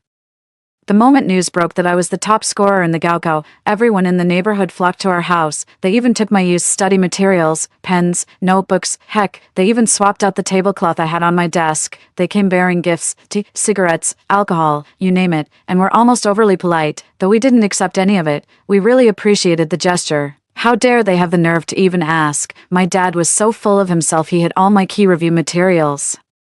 This time, he's taking them back to our hometown for our younger cousins to use, hoping our family would produce a few more scholarly talents. Sure enough, my grandparents, uncles, and aunts practically treated us like royalty, praising me as if I were the reincarnation of the god of literature. The day I held my college acceptance celebration back in my hometown happened to be when my city friends were having their reunion. I spent the whole day entertaining relatives, only managing to go online during brief breaks. From some high school classmates' social media posts, I saw they did indeed have a gathering that evening. Molly and Bertha are still in the same show. In the afternoon, Grandpa took me to burn offerings at the ancestral grave, telling our ancestors that our family has produced a top scholar. Amid the curling wisps of smoke, I kowtowed and made a wish to our ancestors. I hope Bertha's crazy episode strikes tonight and takes Molly away. I never expected our ancestors to be so powerful. Late at night, just as I was about to fall asleep, a phone call jolted me awake. It was my classmate calling. "Crosby, Bertha is dead. Check the group chat now." I opened the high school group chat. From the real-time photos and videos being uploaded, I quickly pieced together what had happened. On the street not far from my house, some classmates were chatting and others were waiting for rides after the gathering. Molly and Bertha were walking together when, for some reason, they suddenly started arguing. Everyone only caught a few words. Apparently, on the day of the college entrance exam, Bertha was waiting for the bus and on the phone with Molly when something set her off, causing her to have an episode. The two fought fiercely as if they were sworn enemies. Just then, a dump truck carrying gravel sped by, and Bertha suddenly shoved Molly into the road. Molly was also a tough one. holding onto her with a death grip. Both were dragged under the wheels at the same time. Bertha's neck was crushed instantly, killing her on the spot, while Molly had both legs severed and was dragged some distance, suffering severe abrasions that left flesh and blood scattered everywhere. It's so similar to what happened to my parents in my past life. Some students were so terrified they burst into tears or vomited on the scene. It was a passerby who called the police, and they weren't allowed to leave until the officers arrived and their parents came to pick them up. I was laughing so hard under the covers that tears streamed down my face. Molly was in critical care for 2 days before regaining consciousness. They say everything below her hips had to be amputated, and most of her skin was scraped off, so badly that they had to use fish skin grafts. The dump truck was eventually found, but it was a beat-up junker on its last legs. The driver hadn't broken any traffic rules, so in the end, there wasn't much compensation to be had. After the graduation celebration, we stayed for 2 more days before heading back to Jiangqing. Just as we reached the neighborhood entrance, we saw a group of people pulling a cart, marching toward the complex with an aggressive air. I recognized the man leading the group as Bertha's father and quickly urged my dad, "Let's go to the shop." We parked the car, unloaded our things into the shop, and went back to the neighborhood to see what was going on. Only then did I realize that Bertha's family was actually transporting her remains in their vehicle, in such scorching heat, with just a few blocks of ice to preserve the body. The smell had already started to become noticeable. Everyone kept their distance, watching from afar and murmuring among themselves. They said Bertha's family was being unreasonable. After all, it was Bertha who had pushed Molly. But since when has Bertha's family ever been reasonable? They just invoked respect for the deceased to claim the moral high ground. It's just like in my past life. I even saved Bertha once, and yet they still pulled this kind of stunt. Molly's parents stayed behind closed doors and secretly moved away that very night. Bertha's family kept making a scene. After causing trouble in the neighborhood, they took it to the school where they worked, holding up banners, wailing in mourning, refusing to bury Bertha, and ranting online every day. Even the police couldn't control them. Molly's family was doxxed. The doxing revealed that during their time at the school, Molly's parents turned a blind eye to student bullying, accepted money from parents, and used high-pressure teaching methods that led to student depression, among other things, ruined and disgraced. I seized the opportunity to manipulate netizens into exposing Molly's alternate account where she abused cats and dogs. It instantly sparked nationwide outrage. Her social media pages were flooded with curses, while extreme animal lovers sent funeral wreaths to her hospital room and photoshopped memorial portraits of her online. They called his whole family demons who deserved to die 1,000 deaths. Everything that happened to my family in the past life is now repeating itself in theirs. But that's still not enough. This isn't over yet. I stay alert every day, never letting my guard down, always keeping a grip strengthener handy, both for exercise and as a potential weapon if things go south. Judging by Molly's parents' parenting style, they're not exactly normal either. Now their daughter's a wreck, they've lost their jobs, their reputation's in tatters, and they're broke, completely at the end of their rope. One's a biology teacher, the other teaches chemistry. Who knows what they might be capable of? What if they turn into some kind of Auntie-Pot or Uncle Pot type of menace? I'm on high alert every day, keeping a watchful eye and sticking to my parents like a little kid to make sure they're never left alone. At first, my parents thought I was just joking around, but after hearing me out, they started to take things seriously and became more cautious themselves. A week later, authorities finally announced a major mass poisoning case out of humanitarian concern. The dump truck company compensated Bertha's family 500,000 yuan, with Bertha's remains no longer preservable. Her family finally returned to their hometown to hold the funeral. After exposing Molly's parents' misdeeds, Bertha's parents got a taste of the perks that come with viral attention. They not only invited the entire village to the funeral banquet but also many clickbait-hungry influencers, including the underachiever who had killed my parents in a car crash, along with his own parents. He was a student of Molly's parents and one of the key instigators in the cyberbullying campaign against Molly's family. He even vowed to continue condemning all 3 members of Molly's household until they admit their guilt. Over 100 people were live streaming simultaneously, shamelessly chasing clout in such an absurd and ridiculous spectacle that the scene felt less like a funeral and more like a press conference. The moment the food was served, everyone was poisoned to death. It was all broadcast live, with over 1 million viewers watching the tragedy unfold in real time through their screens. The killers turned out to be Molly's own parents. It turned out that just the day before, unable to cope with becoming disabled, Molly had slit her wrists while her parents were asleep. They poisoned and killed, made no attempt to flee, set the place on fire, and died together in the blaze. Seeing this outcome, I was finally at peace, moving toward a bright future carrying my parents' earnest advice and my family's hopes and blessings. Story 2. The end of the world was upon us, and all of humanity was in a massive exodus. Luckily, I had a portable space and collaborated with a reborn tycoon Starting off by purchasing $1 billion worth of assets, while others struggled to find food during their escape, I laid out a lavish imperial feast, dazzling everyone around, while others fought over tents to the point of bloodshed. I set up a portable house and comfortably went to sleep. Some envied me and tried to morally blackmail me, but sorry, I have no patience for sanctimonious fools. On the way back to school from a part-time job at the supermarket, I was cornered in an alley by a man. He claimed that in a month, a massive earthquake would strike the entire world, triggering tsunamis that would submerge coastal areas. Thinking he was a madman, I ignored him and left. Back in my dorm, I received a text message. I know you won't believe me, but at 10:30 p.m., X County's Guanyue town will experience a hailstorm tomorrow at noon. The official death toll will be reported as 100. Also, hide your ring. I read the message with a blank expression. Yet inside I felt a storm brewing. I indeed possessed a gold ring inlaid with jade. It was a family heirloom left by my father, who had warned me to keep it well hidden and never let anyone know of its existence. How did that man know about it? Without dwelling on it further, I checked my phone. It was 10:41 p.m. I opened a social media app, and on the homepage under X County, there was a bold breaking tag. Clicking on the link, I saw an official post at 10:30 p.m. X County experienced a severe hailstorm. The accompanying photos showed hailstones larger than wash basins. It wasn't cold that July night, but I broke out in a cold sweat. After calming down, I replied to the message. Who are you? The reply came almost instantly. Come downstairs. After leaving the dorm, I found him under the streetlight by the gate. Bathed in the light, I could see that he was a handsome man with sharp facial features, a prominent nose, and eyes that seemed to smile. Exuding a natural authority, upon seeing me, he dropped a bombshell. Let me be straightforward. I was reborn today. He looked at me with pity. In my past life, when I met you, you had already lost your limbs. You were dragged around like cargo, barely clothed, yet that ring still hung around your neck. It was all because of the storage ring, which only your family's bloodline could open, and in that apocalyptic world, ruthless people did unspeakable things to you. He stopped abruptly. His point made, I choked up, unable to speak. I hope we can team up. I have the rebirth buff, and you have the golden storage finger. Together, we can greatly increase our survival chances during the apocalypse. This card's pin is 6 zeros. Keep it and use it to buy supplies. Let's stay in touch. By the way, my name is Thomas, and I'm a businessman. Seeing my pale face and realizing I hadn't fully grasped the situation, Thomas placed the card in my hand and turned to leave.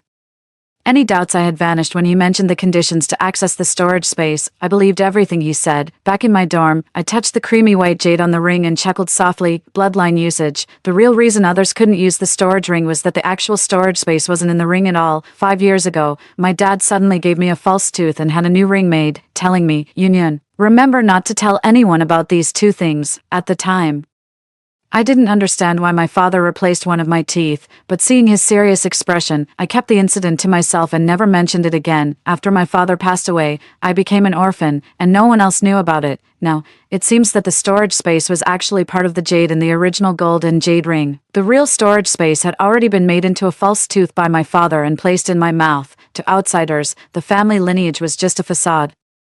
Unless I self-destructed, nobody would ever guess that the storage space had become a part of my body. I tried focusing my consciousness on the false tooth and, after a very long time, a vast blank space appeared in my mind, as large as several dozen football fields. After repeated experiments, I managed to reduce the time it took to access the storage ring and concluded, time stood still within the space, and any objects entering or leaving had to come in contact with my body.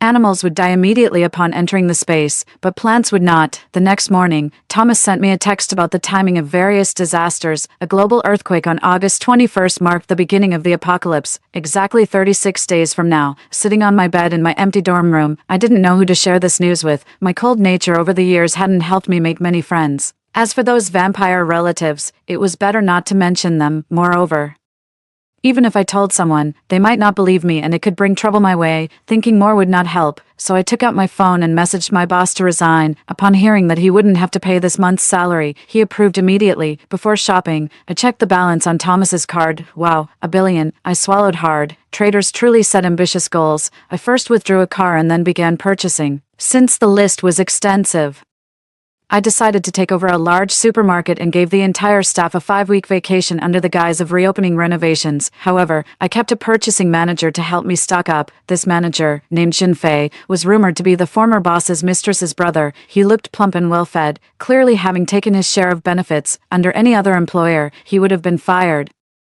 But I was different. I had plenty of money and needed him to encourage me to buy more, especially since in a fortnight, money would become worthless. I even pretended to let slip that the funds for the supermarket were just pocket money from a friend. Jinfei's expression changed. He thought I was a canary kept by a top tycoon, now in a spat with the mogul and eager to prove my own capabilities. Besides, I was naturally good-looking, 5 feet 9 inches with long, black hair, a fair, oval face, and seemingly clear eyes, giving off a campus goddess vibe. Feeling I had played my part well, I directly instructed Jinfei to ensure everything was ready for the opening by August 20th. Money was no issue, but the quality had to be good. After parting with Jinfei, driven by some impulse, I anonymously posted on a forum on August 21st at 12:17 p.m., a massive earthquake will strike globally, marking the onset of the apocalypse. I sighed deeply, walked back to the restaurant, and turned my sadness into appetite. Using the excuse of a staff meal, I reordered the dishes on the table 50 times over, plus another 50 servings of the signature dish. As the staff packed everything with envy in their eyes, I placed it all in the trunk and back seat of my car, planning to transfer it to the storage space once I found a secluded spot. After all, with time standing still in the storage space,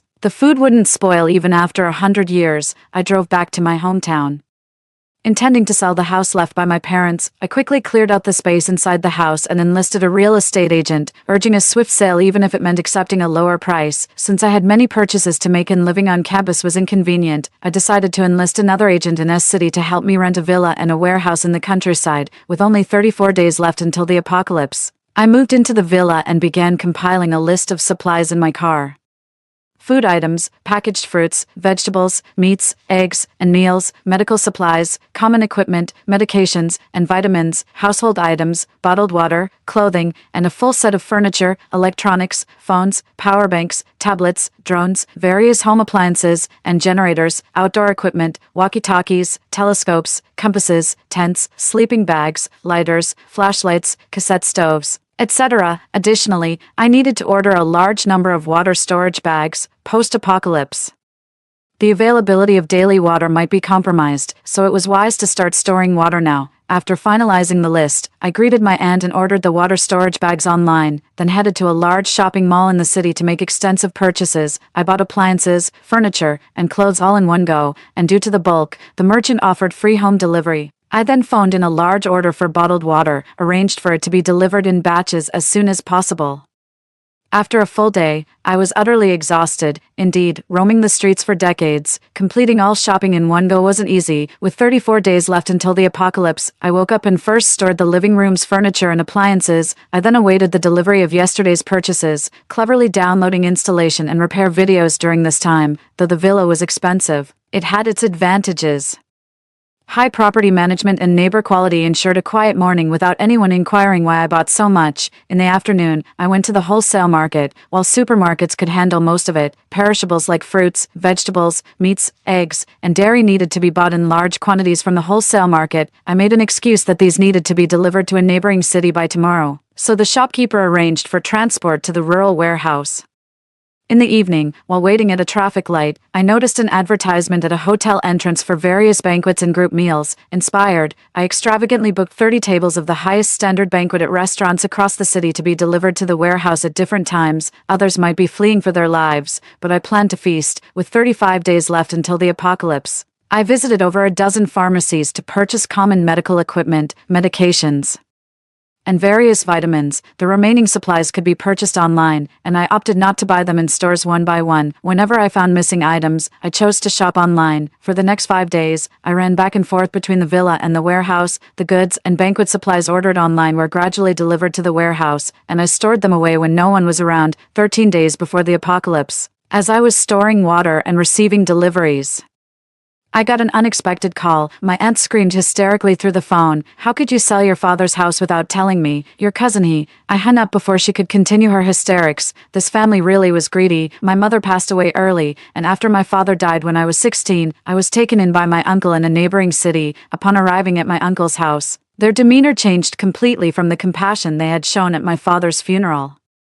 They coldly directed me to sleep in a storage room and made me eat leftovers, which became the norm. They took me in only for my father's inheritance. Once the money was in their hands, their attitude changed immediately. To support my cousin's art studies, they quickly spent all the money from my family. After using up my father's death compensation, they even planned to sell the commercial property my father owned in the county. The location of the property wasn't great.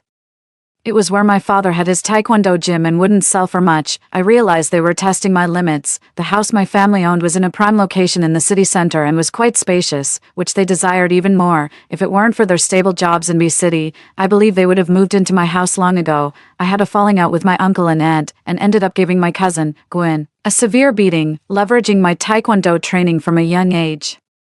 I dared not lay hands on the older ones, fearing serious consequences. The younger ones wouldn't dare to speak out after being hit, especially since my cousin often bullied the weak and was obsessed with maintaining his image. I held the property deeds, and despite their attempts at both kindness and intimidation, I remained unmoved. Eventually, they cut off my financial support to curb my assertiveness, ironically. My cousin was using the money earned from our family's hardships for his music career, paying for famous tutors, while I was nearly unable to afford my own tuition fees. Fortunately, my father had provided me with ample pocket money as part of his laissez-faire approach to parenting, most of which I had saved. Yet, the money wasn't enough to support a sports-focused education. Initially engaged in archery, I had to give it up, eventually attending a less prestigious university. Upon turning 18, I sold the commercial properties and used half of the proceeds to completely break away from that family, but their greed knew no bounds. They kept eyeing our family home, repeatedly trying to persuade me to transfer it to my cousin under the guise of providing support for his future marriage.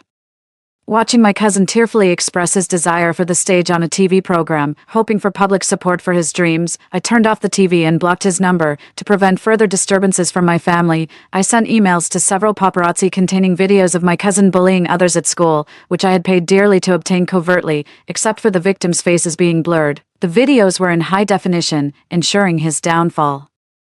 I had planned to expose him during the live broadcast of his final competition, wanting him to experience a fall from grace, but with the apocalypse looming, I thought better to end it now rather than later. Minutes later, my phone alerted me to a headline: shocking revelation, talent show contestant Gwen linked to organized crime, responsible for multiple deaths. Media really knows how to craft headlines. I thought admiringly, you broke my wings and still expect my support for your dreams.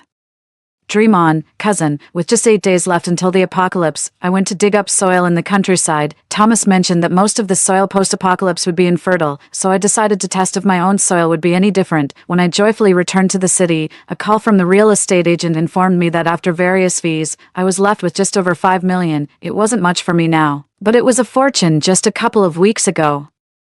I considered investing part of my remaining funds in gold, a reliable asset through any era, possibly even in the post-apocalyptic world. As I pondered where to buy gold, Thomas finally called. Meet me at the airport in City A, Country G, in 1 hour. After several flights, I was still dizzy when I boarded a helicopter landing in war-torn Country G. The days ahead will be even harsher, Thomas remarked, noticing my fear, and handed me a handgun. He was right. In a post-apocalyptic world, survival meant living on the edge, full of deceit, life and death struggles, where only the victors reign. After disembarking, Thomas and I drove for 2 hours and finally saw some houses, shabby and fitting for a war-torn era. Entering one of the houses with Thomas, I was stunned. Everywhere I looked, there were weapons. No wonder trading took place in Country G. If these items were found back home, one would end up in prison indefinitely. Why bother hiding from the apocalypse? Seeing me stunned, Thomas reminded me, I can't guarantee that no one will come, so you'd better hurry up. You have 10 minutes in this house. After speaking, he pulled something out of his backpack, a time bomb, ready to erase all traces when we left. In less than 8 minutes, I had gathered everything. Thomas then took me to another building, an abandoned school where a faint trace of a grass field was still visible. Various vehicles were parked in the playground, including several modified RVs. This time,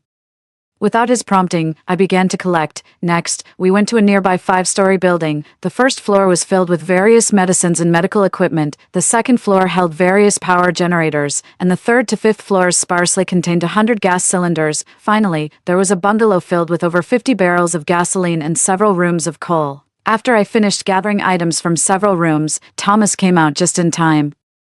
He closed the door behind us and said, "That's all, let's go." When we got back to the car, Thomas finally spoke. "We should be back in S-City by the 17th. Have you prepared everything? I bought a large supermarket. I want to convert the rest of the money into gold as soon as possible. Do you have any plans?" "None." Thomas was always so aloof. I chose to keep quiet. The car had driven about a kilometer away when I heard several loud bangs in the distance. It must have been the time bombs we left behind going off. Plumes of smoke rose in the distance, a sight all too common in country G these days. After getting home, I found my courtyard piled high with deliveries, all filled with my favorite foods. I also bought several tablets and downloaded various TV shows, variety programs, and science documentaries, to ensure I wouldn't have to worry about food and drink in front of others in the future. I bought seeds and fertilizer and downloaded videos about farming. The deliveries were numerous. While I had workers move them inside, Thomas unexpectedly moved into the villa next to mine, with just 2 days left until the apocalypse. In the afternoon, I didn't see Thomas in his yard but spotted 2 unfamiliar women instead. One was older, her features similar to Thomas's, probably his mother. The other woman looked to be about 30. With gentle features, and was laughing and talking with Thomas's mother. I guessed she must be Thomas's wife. It was surprising. Thomas, usually so aloof, had such a warm-hearted wife. He never mentioned having others join us for the apocalypse. Was he planning to abandon his family and survive alone? It wasn't my place to meddle in others' affairs, since Thomas believed only I could open the storage ring. He wouldn't try anything sneaky before the apocalypse. I suppressed my doubts.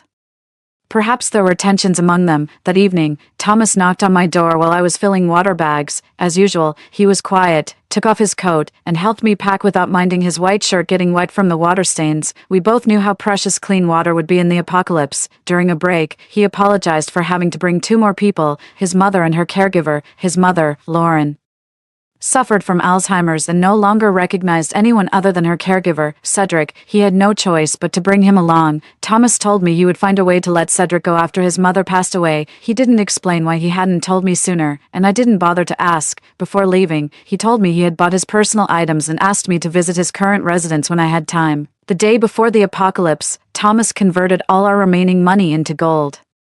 I spent the whole day organizing things in the space, and in the evening, I went to his villa to gather the supplies into the space. After finishing, I called the supermarket manager, telling him to have all the staff come to work the day after tomorrow and to organize a team-building event with their families tomorrow at a suitable camping site. The manager, seeing I wanted to leave a good impression, readily agreed. The camping site was open, the only way I could help people untraceably during the earthquake. As for my aunt's family, always coveting my things, saving them might just lead them to depend on me even more. Their nature was greedy, they might even kill for the ring. I couldn't risk saving such ingrates, better to let them fend for themselves. The next day, I woke up at 5 a.m., cleared out the villa, and called Jinfei to meet at the warehouse to check the goods.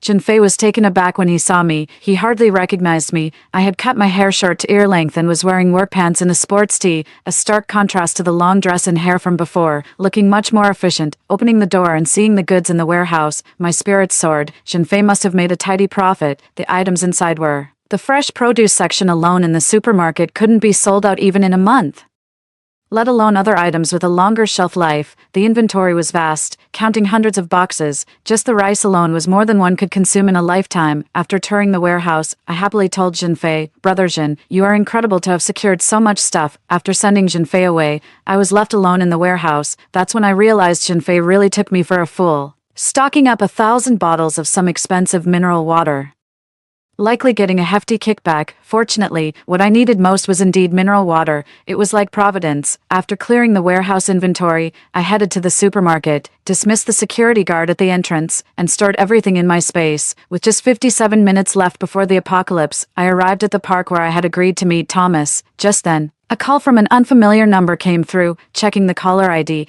it was from City B. I didn't answer, knowing it must be my uncle's family. Soon after, a text popped up. "Bitch, how dare you mess with me? I'll kill you." Apparently, the paparazzi had leaked the whistleblower's email, and my cousin traced it back to me, but the apocalypse was imminent. City B was also a coastal area. It was a matter of whether he'd find me alive, sitting at a fortune teller's stall with a serving of stinky tofu. I asked, "How long will I live?" The fortune teller, taken aback by my directness, mumbled vaguely about a major disaster I'd faced this year but never clarified how long I'd live. I paid him, took a bite of the stinky tofu. It wasn't authentic at all. I realized I had only ever visited my uncle's home in City B and had yet to explore the beautiful landscapes of our country. The thought made me somewhat sad. I reopened a post on a certain forum, which had tens of thousands of views but only a few comments, most expressing disbelief. Only one comment read, If there really is a global earthquake, everyone's water supply will be affected, and we'll all have to accept our fate. I logged off the forum and stared at my phone's home screen. 10 minutes left, then Thomas and 2 others joined me, sitting on a park bench, waiting for the disaster to strike. As the seconds ticked by, at 12:17 a.m., my phone suddenly lit up. Transverse earthquake waves approaching. Seek shelter now. 40 seconds. 39 seconds. The earthquake early warning system registered a magnitude of 9. I fell off the bench as the sounds of collapsing buildings surrounded us. A water pipe burst nearby, and cracks appeared on the square's ground. 10 seconds later, the earthquake ceased, but buildings continued to collapse, and the square echoed with cries of despair. Lauren suddenly burst into tears, jolting me from the shock. I turned to see my own face wet with tears. Thomas hugged Lauren tightly, his eyes also moist, although he had witnessed such a scene before. Cedric, always smiling, now had tear-stained cheeks, holding her mouth to stop herself from crying. Without hesitation, I began running towards the square to help rescue people. Many others, having regained their senses, started rescuing efforts as well. Together with Thomas, we managed to rescue 2 people, and after ensuring they were moved to a safe area, we continued with the next round of rescues. An hour later, someone with a loudspeaker announced, "A tsunami is expected to hit by noon tomorrow. Please evacuate immediately to City H." I looked at Thomas, who was helping move stones to rescue people alongside me. He nodded at me and whispered, "At noon, I anonymously sent 2 warnings about the disaster to the main leaders of the city. They didn't believe it then, but they do now. It's not just the leaders who were skeptical. If it hadn't been for the earthquake, Thomas would probably be in jail by now." Fortunately, after the earthquake, global communications were paralyzed, and now Thomas's location can't be traced. Each city isn't too far from here. It takes about an hour and a half by car on the freeway. Although it's only 2 in the afternoon, everyone knows that a large number of refugees hitting the road will definitely cause traffic jams. Moreover, with road foundations collapsing everywhere, we need to leave early to get there, earlier. There were many people helping with the rescue, but now it's just me and Thomas left. Everyone is not foolish. Between saving others and surviving, they chose the latter. The 2 people Thomas and I had rescued earlier had long since left the site. By 7 in the evening, Thomas and I stopped our rescue efforts. Firstly, we were both exhausted, and secondly, Thomas mentioned that there would be aftershocks later at night, and it wasn't worth risking our lives further to save others. At that time, city hadn't fallen into darkness yet. I went to the car to get some bread, water, tents, and sleeping bags to distribute to a few people, preparing to camp out overnight. During the night, Cedric and I took turns keeping watch. I took the first half of the night, and he took the latter. When it was time to switch, an aftershock occurred, and a balcony that was on the verge of falling finally came crashing down, with a loud bang. Like a thunderclap, it pierced through the dark night, waking up Lauren. When I lay down to try and sleep, I heard sobbing. I couldn't tell if it was Lauren or Cedric crying. The next day, I walked along the street picking up items until I reached a large hospital. It was a newly built branch that was partially collapsed. The pharmacy inside was completely looted, a clear sign that people had anticipated a severe shortage of medicines. After I collected a few bags of blood, I suddenly heard someone shouting for help. This was the first cry for help I heard that day, and my instinct told me not to save him, as even if I did, he wouldn't be able to leave city. Thomas frowned and ignored the cries, simply turning around and walking away. I looked at my watch. It was 10:30 a.m. We had planned to leave by helicopter at 11:00, which was arranged to depart from Country G. Thomas could pilot it, and I just needed to retrieve it from the storage. Choosing the high school sports field, I took out the helicopter and a few people's luggage. Thomas went back to call Lauren and Cedric. When they arrived, Thomas looked grim. Lauren was leaning on his shoulder with her eyes closed, looking unwell, and Cedric appeared extremely cautious. Thomas gently settled Lauren into her seat, then turned to me and said, "Chiyun, I owe you my life. Go and save that person in the hospital." His eyes were urgent. I knew he wasn't asking out of a sudden burst of compassion, but because Lauren was ill and needed a doctor. He was gambling that the person trapped in the hospital rubble was a doctor, and he asked me to rescue him because the debris above the trapped person was equivalent to 3 floors worth of rubble, which a normal person couldn't move. "All right, wait for me." From Thomas's decision to bring Cedric, I knew how important his mother was to him. He would definitely want to save that person, and if I didn't go, he would waste even more time trying himself. I returned to the hospital, and when the trapped person heard my footsteps, he started shouting for help loudly. I was annoyed. "Shut your mouth and close your eyes." He immediately shut his mouth, and whether he closed his eyes, I couldn't tell. I roughly assessed his position, gathered the stones that were on top of him into my storage space, and then deposited them onto an open area. 3 minutes later, upon spotting a man trapped in a corner, I repeated, "Close your eyes." The man shut his eyes tightly and nodded vigorously, afraid that I would leave him behind. As I placed the last slab aside, I noticed a badge on his chest that read Chief Physician Timothy. I then told him, "All right, open your eyes and come with me." After saying that, I turned to leave. But Timothy spoke softly, "I'm sorry, my blood sugar is too low to get up." Wasn't he shouting loudly just a moment ago? With no other choice, I pulled out a Snickers bar and some water from my backpack and fed them to him. Then, amid Timothy's incredulous gaze, I hoisted him onto my back and headed towards the plane. Once on the plane, Timothy was feeling much better. Thomas, upon seeing his work badge, immediately asked him to examine Lauren. After checking Lauren's pulse and eyes and lifting her shirt to reveal bumps all over her stomach, Timothy concluded, "It's not serious, she's just having an allergic reaction, she'll wake up after taking some medicine." Relieved by Timothy's diagnosis, Thomas watched Lauren take her medication, finally able to relax. Surveying the surroundings, Timothy earnestly suggested, "This patient might have more than one issue, why not take me with you? Having a doctor around means immediate treatment for any patient." His logic was sound, and Thomas seemed convinced. He glanced at me, seeking my opinion. Seeing his earnest look, I nodded in agreement. Timothy's request to join us wasn't manipulative, he simply stated his value straightforwardly. During my journey carrying him, I heard many cries for help, but his response was merely gratitude, not interference. He didn't seem like someone who meddles unnecessarily. Such a person would hardly be a burden. It was a favor worth extending to Thomas. As the helicopter's doors closed, and its rotors whirred loudly, we took off. Many people stood on the rooftops of still-standing buildings, waving, signaling us to take them too, while others ran towards the aircraft. Seeing this, anger surged within me. The loudspeakers had been loud enough yesterday. Several government workers risked their lives to spread the news of the upcoming tsunami throughout the city, yet these people had ignored the warnings. It was a sad sight. Our vast country had the capacity to evade this natural disaster. In contrast, the small island nations had nowhere to hide from the tsunami. These people had experienced earthquakes yet had not learned their lesson, effectively trapping themselves. The highway to each city might have been blocked, but taking back roads could get us there in about a dozen hours. Plenty of time. Flying over the buildings, I saw a young mother lifting her baby over her head. From this distance, I couldn't hear what she was saying, but I could guess it was probably, "Save my child." Sitting next to me, Cedric buried her face in her hands, her trembling shoulders revealing her feelings of helplessness. As we ascended, we saw in the distance the horizon turning white, the terrifying waves approaching, soon to engulf S-City's millennia of history, burying it in the dust. From then on, S-City would no longer exist on the map. There was no time for lament, after a long night of vigil. I was already tired. As soon as I closed my eyes, I drifted off to sleep. Thomas and I both knew that our real struggle for survival would only begin after we disembarked from the plane. When I woke up, the plane had already landed. Instead of following the crowd to City H, we headed to Gwenyue town, which had just experienced a hailstorm. Many people thought there was something ominous about the hailstorm in Gwenyue town. The original residents had moved away, reducing the population and the potential dangers significantly. After discussing with Thomas, we decided to make Gwenyue town our refuge to weather the first cold wave. Thomas had previously visited Gwenyue town and purchased a 3-story residential building that had not been damaged by the hail. The house was built on the top of a hill and was originally intended as a wedding house for a son by his elderly parents. It had a small courtyard, with a kitchen, woodshed, and storeroom on either side of the main building, and a pigsty at the back. After inspecting it, Thomas learned that this was the only house on the mountain. He later had the house renovated and built a 5-meter-high wall around the courtyard. We landed the helicopter at the foot of the mountain. Lauren had already woken up. I was the first to disembark, helping Lauren to the ground while Cedric kept her calm with a smile, though she seemed a bit cautious around Thomas. Timothy, despite his low blood sugar, was curious about the new environment, looking around to familiarize himself.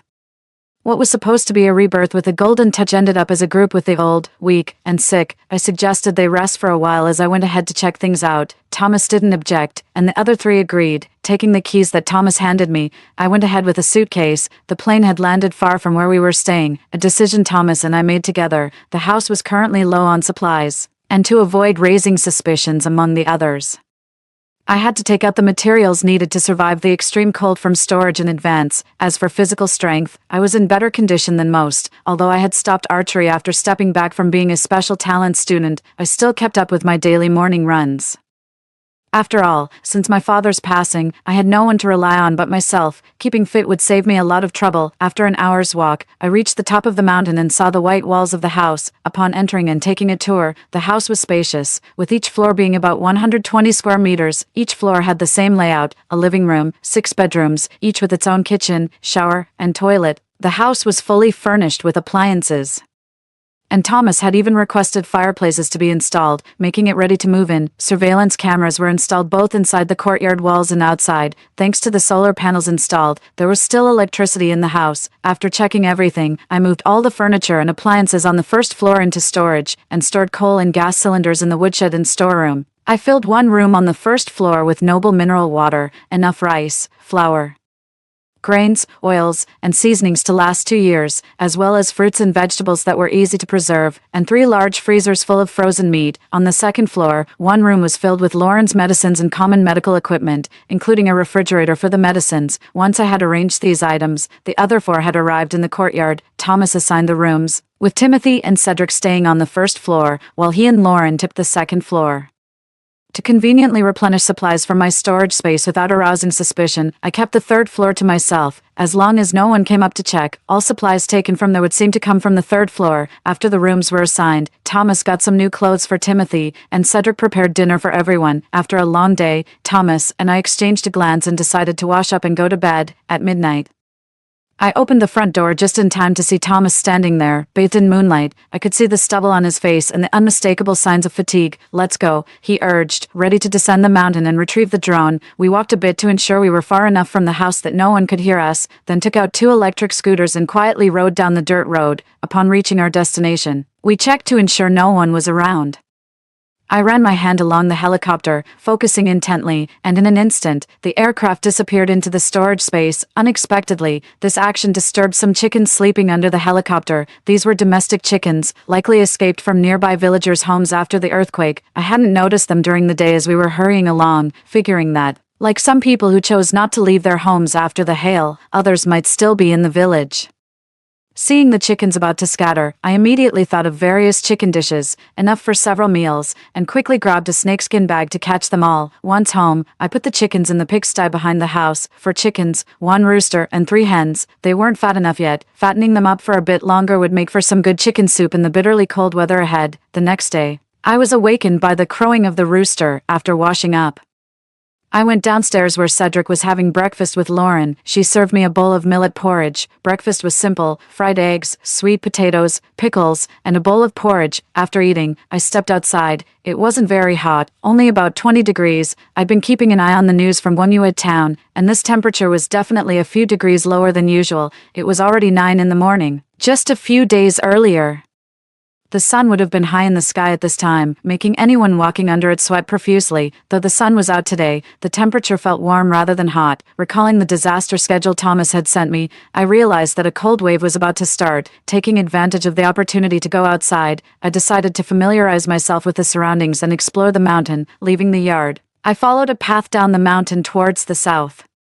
The path seemed long and used, overgrown with thorns and dotted with unknown fruits. Suddenly, I heard sparse sounds behind me, getting closer. Suppressing the panic inside me, I turned around, pulled out a bow and arrow from my space, and killed the moving target with 1 shot. Concerned there might be others, I waited a few minutes before proceeding. Seeing no further movement, I put away the bow and took out a machete, slowly approaching my prey. After clearing the shrubs covering it, I saw that it was a wild chicken weighing about 3 pounds. I hadn't expected such a good catch. Carrying the wild chicken down the mountain, I then encountered a rabbit. As it darted quickly, I didn't hesitate to pull out a gun. My father had taught me shooting and archery, but I preferred archery and even chose to specialize in it. Although I could handle a gun, it wasn't as natural to me as a bow. However, in a post-apocalyptic world, where resources are scarce and human nature can become exceedingly cruel, a gun is arguably the best means of self-defense. Seizing the chance to practice, I immediately opened fire on the rabbit. It took 5 shots to hit the target, making me sigh at how I had neglected my practice over the years. My shooting skills had significantly deteriorated, and from now on, I needed to practice more. The wild rabbit was hit in the head and twitched a few times on the ground before it died completely.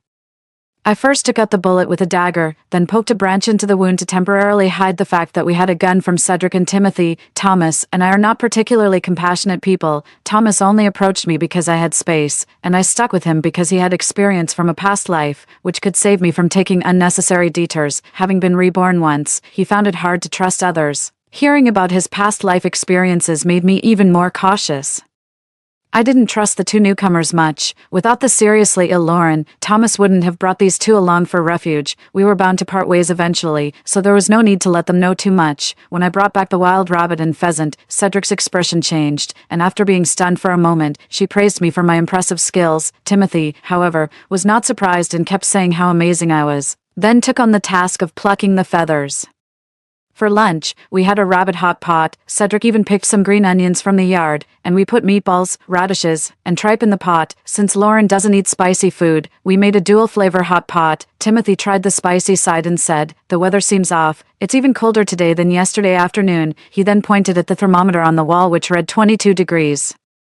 Only 2 degrees warmer than the morning. Cedric's face turned red from the spice, and holding her water glass, she added, "Yeah, it's unusual to have only 22 degrees in the middle of summer." Thomas didn't say anything but put a soft piece of cooked rabbit meat into Lauren's bowl. Reflecting on what I saw today, I cleared my throat and said, "Winter seems to be arriving early. I'm not sure if we have enough wood and coal. Let's chop some trees and stock up on firewood after lunch." Because we had physical work planned, everyone ate a lot. Even Cedric had an extra half bowl of rice. We discussed and decided not to chop down the trees near the yard, as the area around the yard was already a clearing and being too bare would make it easier for others to spot and target us. After observing the whole mountain with binoculars, I found that there was a river on the north side of the mountain and no houses on the other side of the river. So we decided to chop trees from the north side. Everyone cooperated in the work. Cedric took care of Lauren and prepared the meals, while Thomas and Timothy used a chainsaw to cut the trees into meter-long sections, and I drove the tricycle in the yard to transport the trees back. This routine continued until the fourth day, when it started snowing lightly and the roads became slippery, making it unsafe to drive the tricycle. Considering that the weather was getting colder, we moved everything from the kitchen, woodshed, and storage room to the first floor. Timothy and Cedric, who were living on the first floor, moved to the second floor. After the earthquake, a cold wave hit the world, bringing temperatures down to -40 degrees Celsius, a condition that would last for 20 months. Based on this progression, we probably wouldn't be able to go outside the day after tomorrow. Although the solar power was still functional, it clearly wasn't as efficient as before. Finally, we decided to keep the medicine refrigerator and surveillance system running normally, using a silent generator to power them for a while each day to ensure that flashlights, mobile phones, and computers could be charged. Other than that, we wouldn't use electricity and would rely on firewood and coal for heating, cooking, and boiling water. On the third day of snow, with the temperature at -11 degrees, someone knocked on our gate.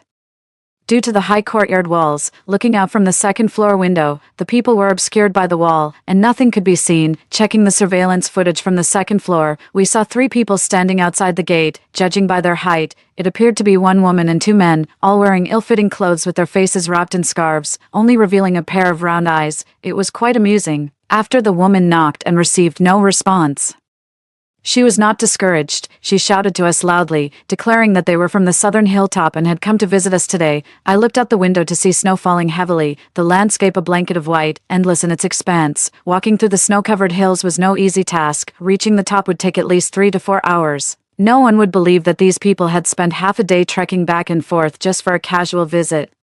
They might have seen us chopping wood a few days ago and decided to come over today, though it was unclear whether they were here to borrow firewood or had other intentions. Thomas, Timothy, and I ignored the people outside. Cedric glanced at the monitor but remained silent, and Lauren, who had been unwell since her last allergic reaction, was getting worse and could hardly speak. Seeing that we were still unresponsive, the trio whispered among themselves before the woman spoke up again.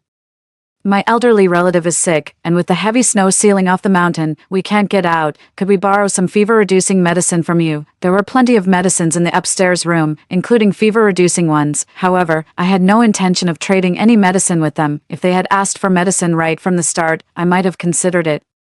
But their initial approach made it hard not to suspect that they were trying to take advantage without offering anything in return. Knowing there were many medicines upstairs, and driven by professional ethics, Cedric couldn't just stand by and do nothing. She looked towards Timothy for help, and I too turned to look at Timothy, the only doctor present, to gauge his response. He turned around, looking puzzled, and said, "I'm a doctor." "But I don't have any medicine." His implication was clear.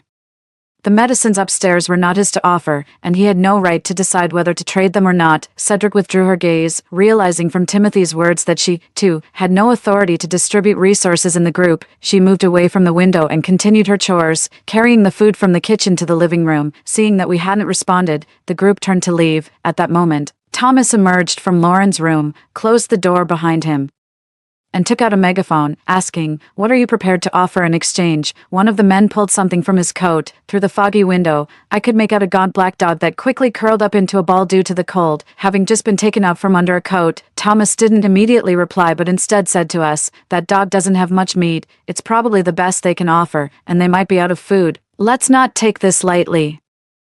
Judging by their matching trousers, they seemed to be part of a group, and sending 3 people might be a way to scout how many of us there are. He didn't need to finish for me to understand that after scouting, the next step would likely be an attempt to take over our house. Thomas looked at each of us and then added, "The weather isn't terribly cold yet, but let's stay indoors." His voice was calm and assertive, with an adult man in the house.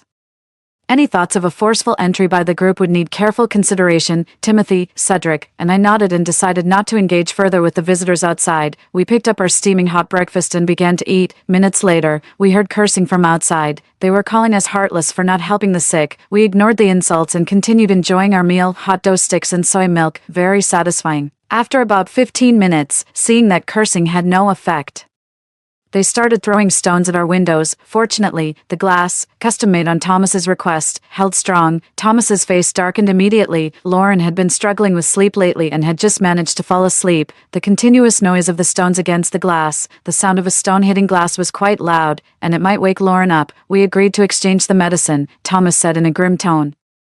After announcing this through a loudspeaker, he turned, grabbed a black plastic bag from the room, and prepared to head downstairs. My heart skipped a beat at his menacing demeanor. This wasn't the look of someone going to deliver medicine. It felt more like a final farewell. "Wait, I'll come with you," I insisted. Judging by the force with which that person threw the stone, he was no ordinary man but likely a trained fighter. Thomas was momentarily taken aback, clearly not expecting me to volunteer to accompany him downstairs. Without giving him a chance to object, I put on my down jacket and headed down first. A layer of snow had accumulated on the ground, and the biting cold air made me shiver. Considering the situation we might face shortly, I decided to take off my right glove to easily retrieve a weapon from my space later if needed. As we opened the door and stepped out of the yard, the 3 people immediately approached us. "Stop.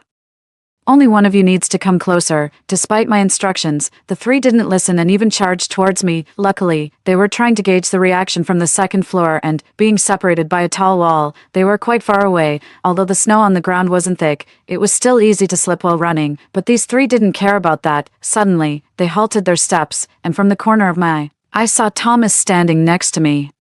They probably thought the male voice they heard earlier was mine, pretending, and that I was alone in the house, which would make it easy for them to overpower me. But seeing Thomas emerge made them hesitate. "What? Thinking of robbing us?" Thomas's voice came from slightly above and to my left. His face bore a smile, but his tone was icy. The woman who had knocked on the door stopped first upon seeing Thomas, and her 2 companions followed suit. Seemingly having thought of something, she said, "Sorry, we were just desperate to save someone. We'll back off now. Just leave the medicine by the dog." To appear sincere, she put down the dog and bowed 3 times towards me and Thomas. After speaking, the 3 of them retreated in unison back to the edge of the forest. The open space in front of the door was large, about 50 meters from the forest. Although distant, I could still clearly see what was happening inside the forest. There were more people in the woods, but it was unclear how many. Thomas gave me a knowing look, indicating he had seen them too. "You guard the door, I'll go," he said. He took off his gloves and dropped a bag of ibuprofen on the ground. There was something else in the bag, but I couldn't see what it was. After walking a few steps, he seemed unsure and turned back to remind me, "React according to the situation." Seeing his serious demeanor, I nodded slightly and slipped my hand into the pocket of my down jacket,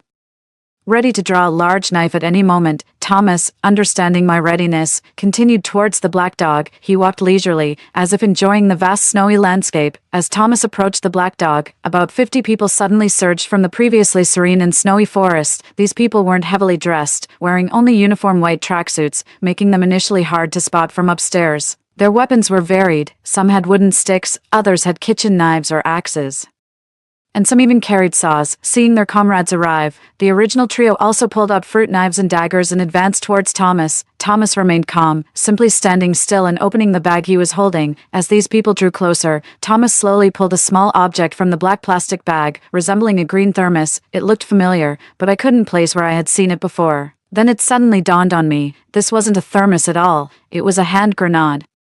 My first impression was indeed correct. Thomas, ever the wild card. When the zombie outbreak occurred, my boyfriend and best friend took over my house and locked me out, watching indifferently as I was overwhelmed by the horde of zombies. After being reborn, I sold all my luxury items to my best friend for next to nothing. Dressed like nouveau riche, they tried to fend off the zombies. Meanwhile, I enjoyed myself in the safety of my fortified home. Later, they knelt before my door, pleading for me to let them in. I took my snacks and a small stool to the third floor. As they looked up in despair, I opened a bag of tomato-flavored chips. Crunch, crunch. When I opened my eyes again, I was still struggling with the pain of being bitten by zombies. It took me a while to realize that there were no terrifying zombies here, just a soft bed and warm blankets. This was indeed my bedroom, my desk, my wardrobe. I could even hear the sound of car horns outside my door. In a moment of panic, I grabbed my phone and looked at the calendar, full of hope. April 6th. It was true. I had actually been reborn. With trembling hands, I opened the browser. If all was as expected, the recent news should be about life science, reputed to enhance human bodily functions and significantly delay aging. But I knew that in 2 months, the vaccine they developed would become a nightmare for humanity. The first batch of test subjects turned into the zombies from the movies. No pain, no intelligence,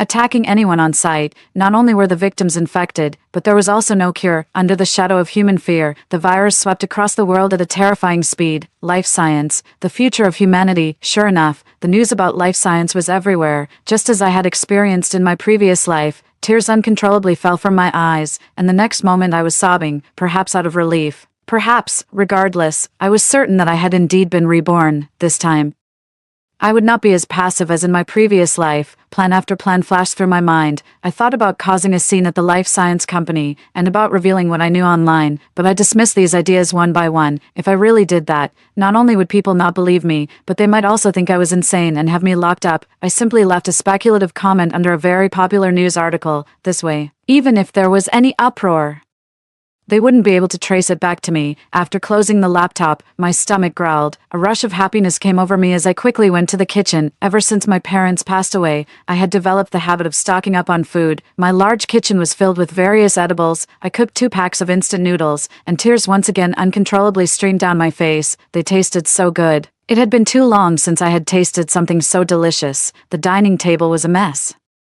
with 5 or 6 open cans, half-eaten instant noodles, and various snacks that I hadn't even gotten around to eating yet. It was heaven. Ring, ring. My phone rang. I looked at the caller ID. Arthur, the man I once swore I'd marry.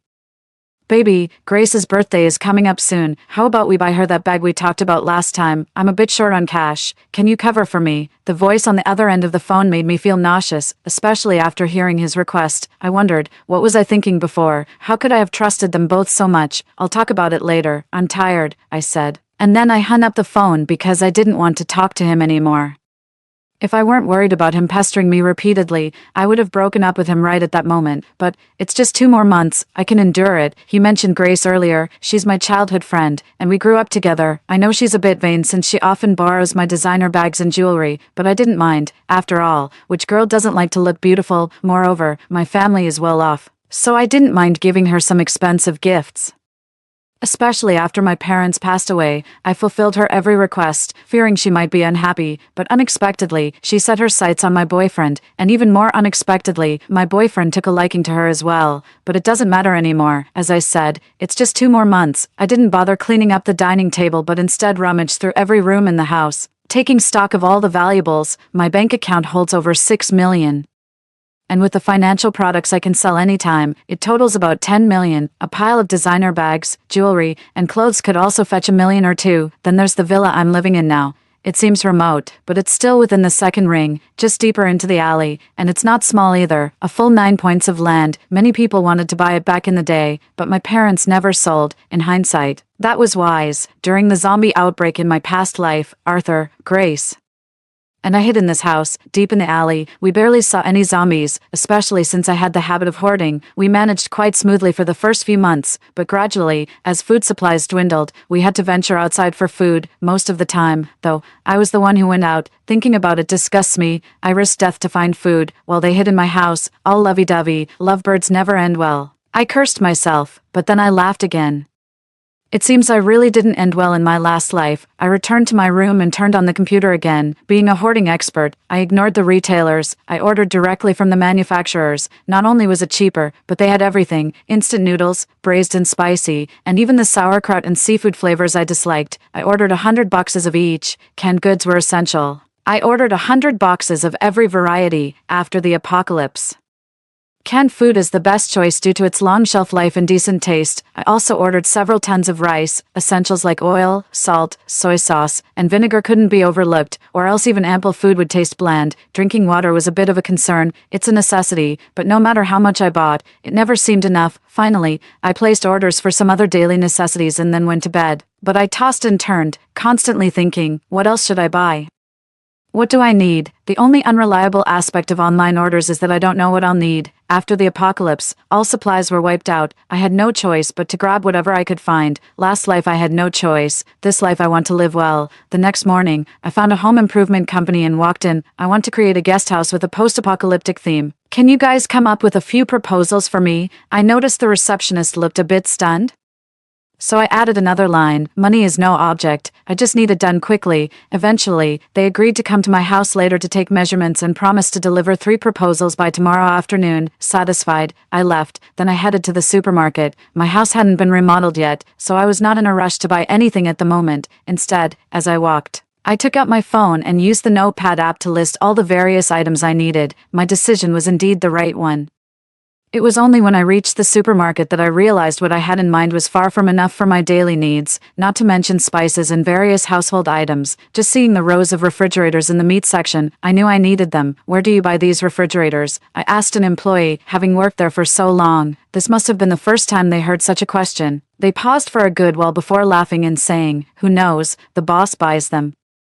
We just work here, and how long can the meat be stored in these? I asked. This was another important question, as storage time was crucial, and there was little use buying if it wasn't sufficient. We don't keep overnight meat here. It's all fresh, delivered daily. If you don't believe me, just look how fresh and bright the meat is. They responded. Clearly, they mistook me for someone from the health department. Not only did they start avoiding my questions, but they also went to other employees, pointing at me and whispering something, and someone even ran towards the warehouse, perhaps to find the manager. However, I had seen enough and simply turned around and left. Checking the time, the remodeling company's people were likely about to arrive. This was what mattered most: ensuring safety and reviewing the remodeling proposals to decide what else to buy. I had just gotten home, and not 10 minutes later, the doorbell rang. Opening the door, it really was the people from the decoration company, and according to my request, they brought 2 workers along. They busied themselves measuring and sketching my room while I discussed my requirements with the designer and workers. I want a well in the yard, as deep as possible. That's illegal, one worker remarked, prompting me to fall silent. I'll add 10,000 yuan, keep quiet about it, and if we get caught, it's on me. I resorted to solving it with money, and surprisingly,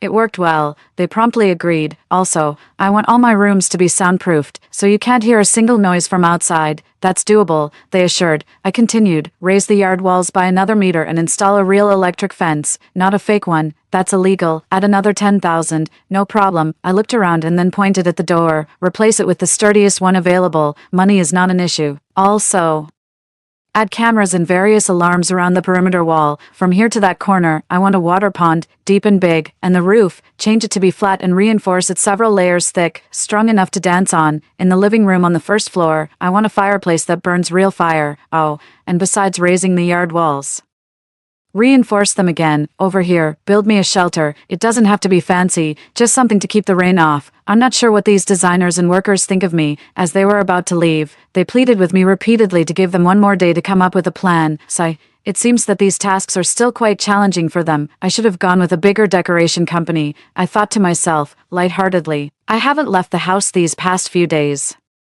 Just staying in and surfing the internet, firstly, to keep a close eye on any anomalies online, and secondly, to continue ordering some necessary daily supplies. Additionally, I've mortgaged the house. I told the mortgage company to maximize the loan amount and expedite the disbursement. The interest rate didn't matter to me. I planned to pay it back in 3 months. On the 4th day, the decoration company sent me 3 proposals. I didn't adopt any of them.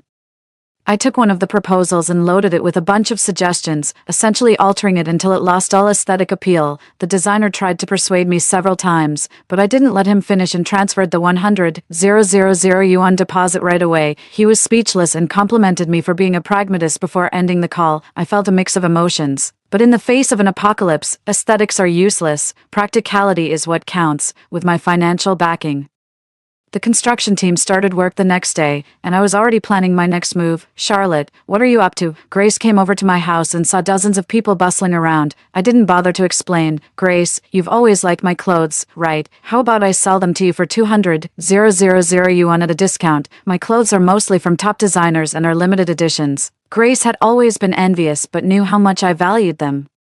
So she only dared to ask to borrow them but never to own. "Are you really willing to sell?" Grace's eyes lit up. After all, their actual worth was definitely more than 200,000 yuan. "If you can come up with $1 million, I'll sell you my bags too." Grace nodded eagerly like a chick pecking at grains, and I affectionately kissed her forehead. "Silly girl." 2 months later, when the zombie outbreak happens, let's see you fend them off with those bags. I would never sell her my jewelry. First, she doesn't have the money, and second, jewelry is easy to sell anywhere. There's no need to sell to her. I knew Grace couldn't afford $1 million, but Arthur could. Over the years, he's made quite a bit from me. Though I was selling to them, it was better than selling to merchants. I know those merchants all too well. They either relentlessly lowball you or consign your goods. The former isn't worth it, and the latter wastes too much time. The next day, Grace came to fulfill my promise. She wanted to buy all my bags and clothes. Arthur came with her, and it seemed a lot of the money was from his savings. With Arthur's words, "We're friends, and you're not exactly short on cash," and my response, "I do need the money lately, otherwise I wouldn't sell." Eventually, we closed the deal at 850,000 yuan. Watching the two leave happily, I couldn't help but smile warmly. I'm already imagining them during the apocalypse. "Arthur, use that LV to smash them." Grace, "Blind them with your Chanel." Just thinking about it is thrilling. After making several inquiries, I finally found where to buy firearms. Unexpectedly, within just a month, I had committed a series of illegal acts. This was an underground gambling den, and I mustered my courage and walked in. "Beautiful, what brings you here?" Buy guns." My voice trembled uncontrollably, even though I had experienced life and death before. I had never seen such a setup. 5 or 6 burly men, all shirtless, were covered in various menacing tattoos. "What are you doing?" I saw one of them reaching out to touch me, and I shouted as I backed away several steps. The man calmly replied, "Just checking to make sure you haven't brought anything with you. Can't you use a device? The kind that beeps when it detects something on you?" Hearing this, they all burst into laughter, which made me feel even more terrified. "I'm not buying anymore." I turned to leave, but I had barely taken 2 steps when I heard a voice from behind. "Wait a moment." I looked back and saw a rather cold-looking man, probably about my age, thin and frail, not fitting in with the burly men at all. What made him seem cold were his eyes, long and bright. "Bring her in," he said to the men, who immediately stopped laughing, became very respectful, and gestured for me to follow them inside. "Who is that guy?" My curiosity overcame my fear, and I asked the person leading me.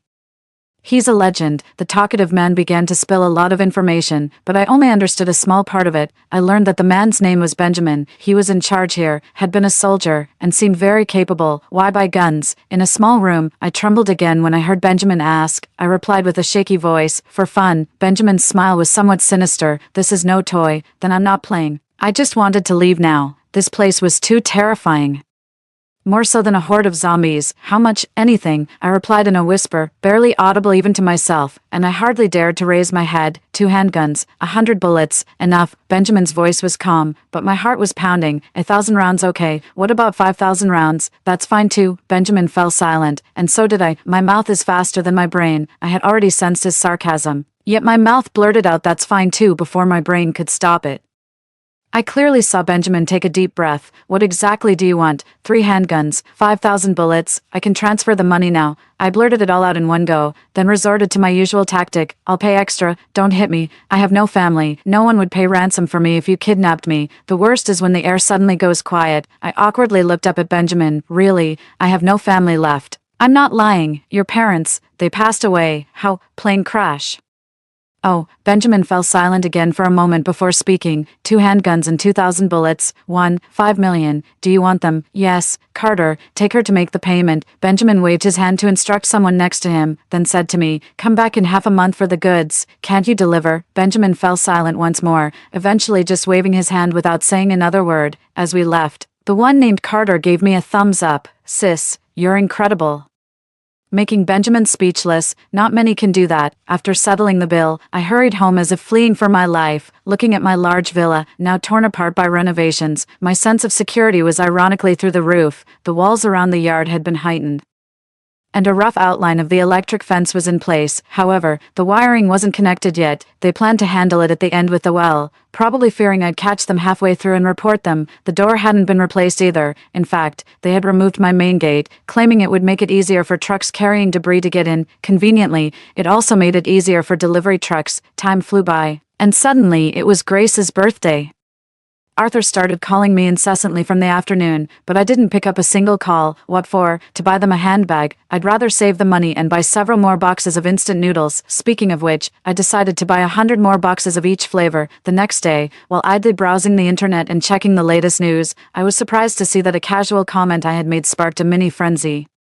People were actually discussing whether the effects of a vaccine were too similar to zombies in a movie. Some even said they were stockpiling supplies in preparation for an apocalyptic event. While I was reading these comments, Grace's shrill voice suddenly filled the yard, and it sounded like Arthur was with her. I went out to the yard, and sure enough, the deceitful couple had come together. Charlotte, why didn't you come to my birthday? Don't you consider me a friend? Grace whined.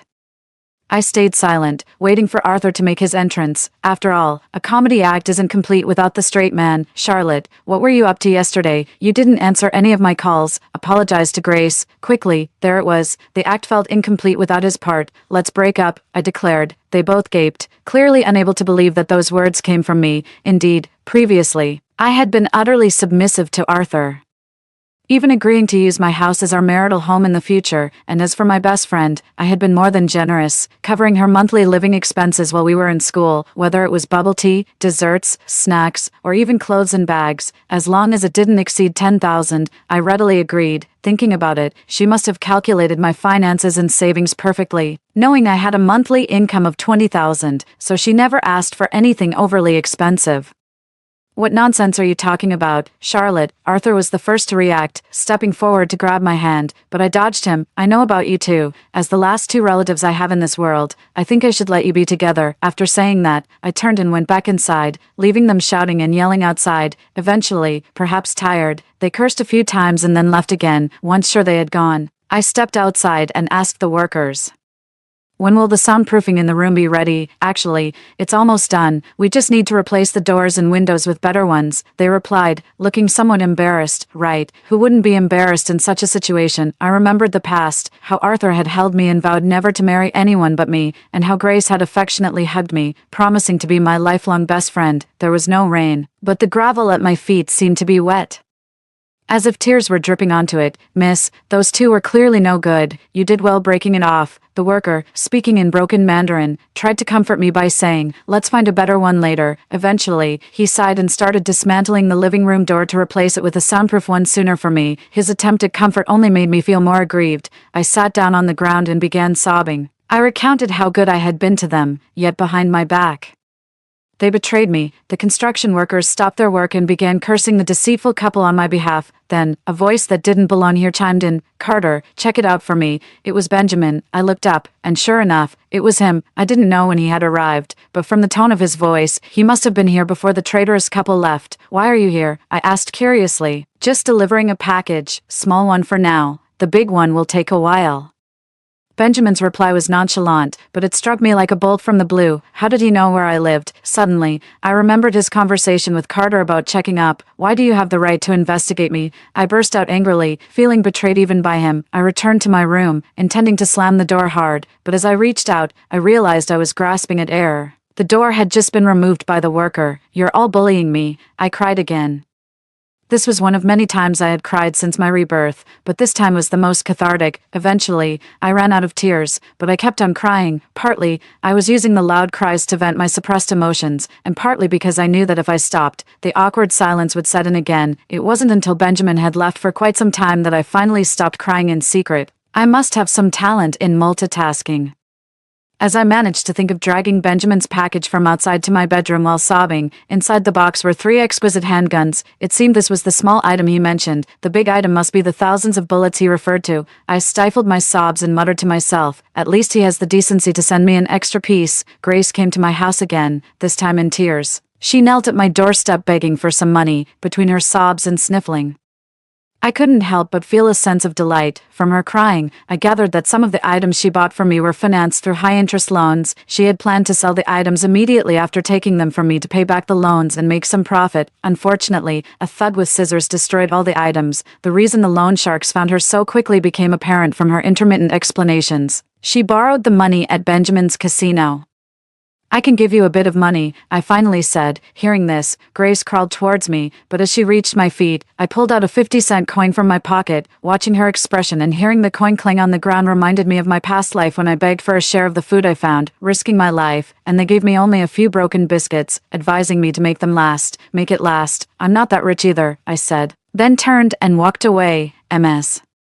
No wonder you have no friends or family. Your heart is colder than ice. Ridiculous woman. She doesn't even know how to use adjectives properly. It was a cold, icy cave. But what really made me sigh was myself. Whenever I thought about the past, I felt like slapping myself twice. I actually had quite a few friends, but she gradually pushed them away using the excuse that she felt jealous when she saw me with others.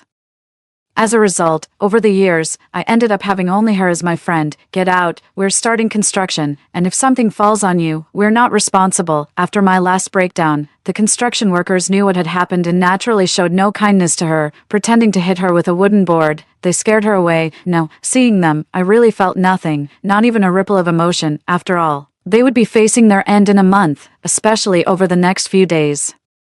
My mood improved with the arrival of each shipment. 10 large freezers, 5 meters long and 1 meter wide, were set up in the basement, soon to be filled with various meats. Truckloads of supplies also arrived, instant noodles, canned goods, and various types of fast food delivered via cold chain. These were all emergency foods for the apocalypse. Additionally, I neatly arranged 200,000 bottles of drinking water across 5 trucks on the second floor. The well was ready.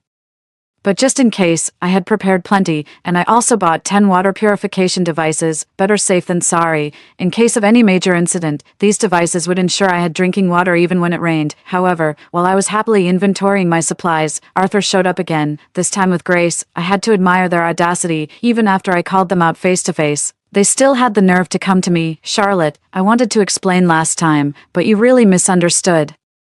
There's nothing between Grace and me. I was just a bit closer to her because she's your best friend, Arthur shamelessly explained, while Grace stood by, head bowed, seemingly lost in thought. Oh really, since it's all a misunderstanding, show me your bank statement. Let me see if the money Grace used to buy things from me was provided by you. I hit them right where it hurt. I could see Arthur's face change color instantly. Indeed, he had contributed quite a bit to the money Grace used to shop from me. I admit I lent her some, but it was also to help you. You said you needed money, but I thought you might be too embarrassed to take mine, so I tried a different way. What a liar. He was really good at making up excuses, even if I did misunderstand. Can we break up? I was tired of their incessant drama, but I didn't expect them to be so shameless. I don't care, but Grace has been with you since childhood. She's facing such a huge problem. How can you bear not to help her? Hearing this, I was infuriated. I'm not her mother. I've given her so much money over the years. Why should I have to help her again? We're leaving. I don't need her help. Grace suddenly snapped, pulling Arthur to leave. But seeing that I made no move to stop them, Arthur was unwilling to leave so easily. Charlotte, listen to me. Your parents are gone, and Grace is the only close person you have left in this world.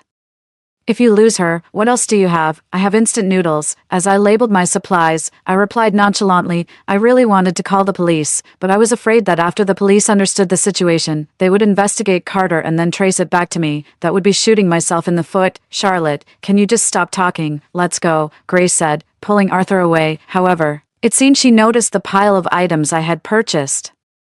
And suddenly she found the leisure to mock me. What, did you see the end of the world coming on the internet and decided to stock up? With no parents, are you planning to eat through to your next life? I stood up abruptly upon hearing this. The thing I hated the most was people mentioning my parents. Just as I was about to retort, I saw a construction worker throw a brick over, hitting Grace only after a lazy warning. Watch out. Ouch! Grace yelped in pain as she was hit on the back.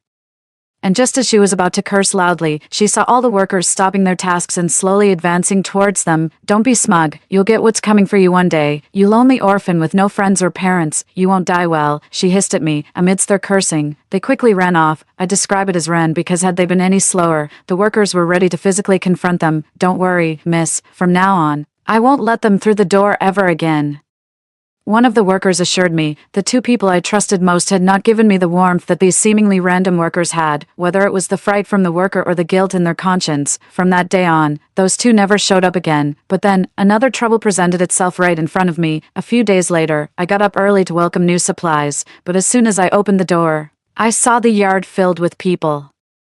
One of the workers quickly pulled me back into the living room and shut the door. Ouch, miss, you can't go out there. All these are messy reporters claiming they want to interview you about hoarding supplies. But miss, why did you buy so many things? Is it really the end of the world? How could I explain? Should I say now that I'm a reborn person and in less than a month, the whole world will be overrun by zombies? Would anyone believe me? I'm not afraid of being a clown.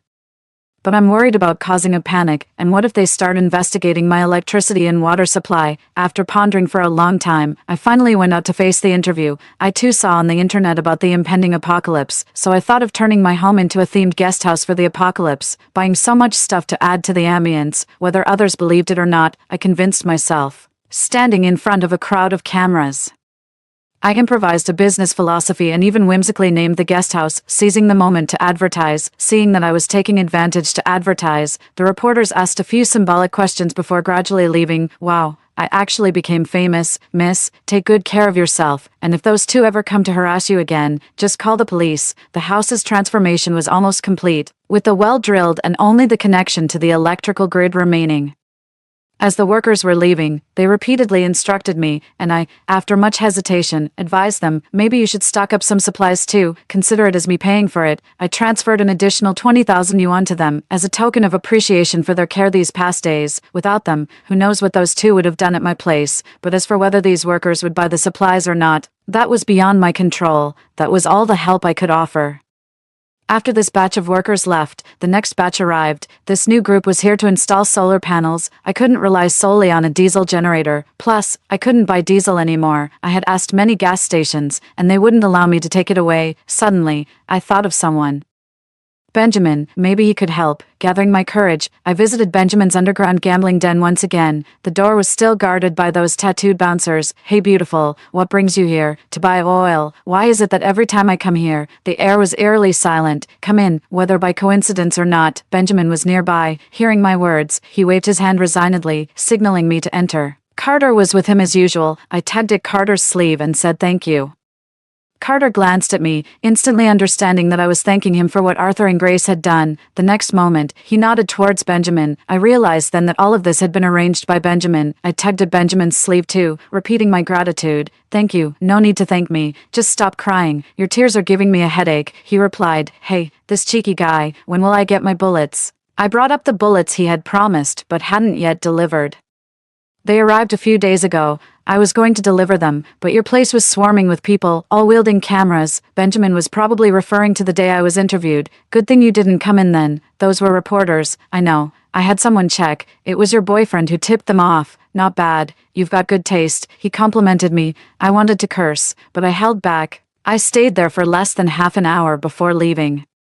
But my bank account was lighter by 2 million again, such a swindler, and the shameless kind at that. He not only clearly told me that he made a lot of money off me this time but also reminded me that he had made a fair amount the last time too. I was so frustrated I could gnash my teeth, but there was nothing I could do. Apart from him, I had no other source for these supplies. Our next meeting was scheduled for half a month later. By then, my solar panels would be fully assembled.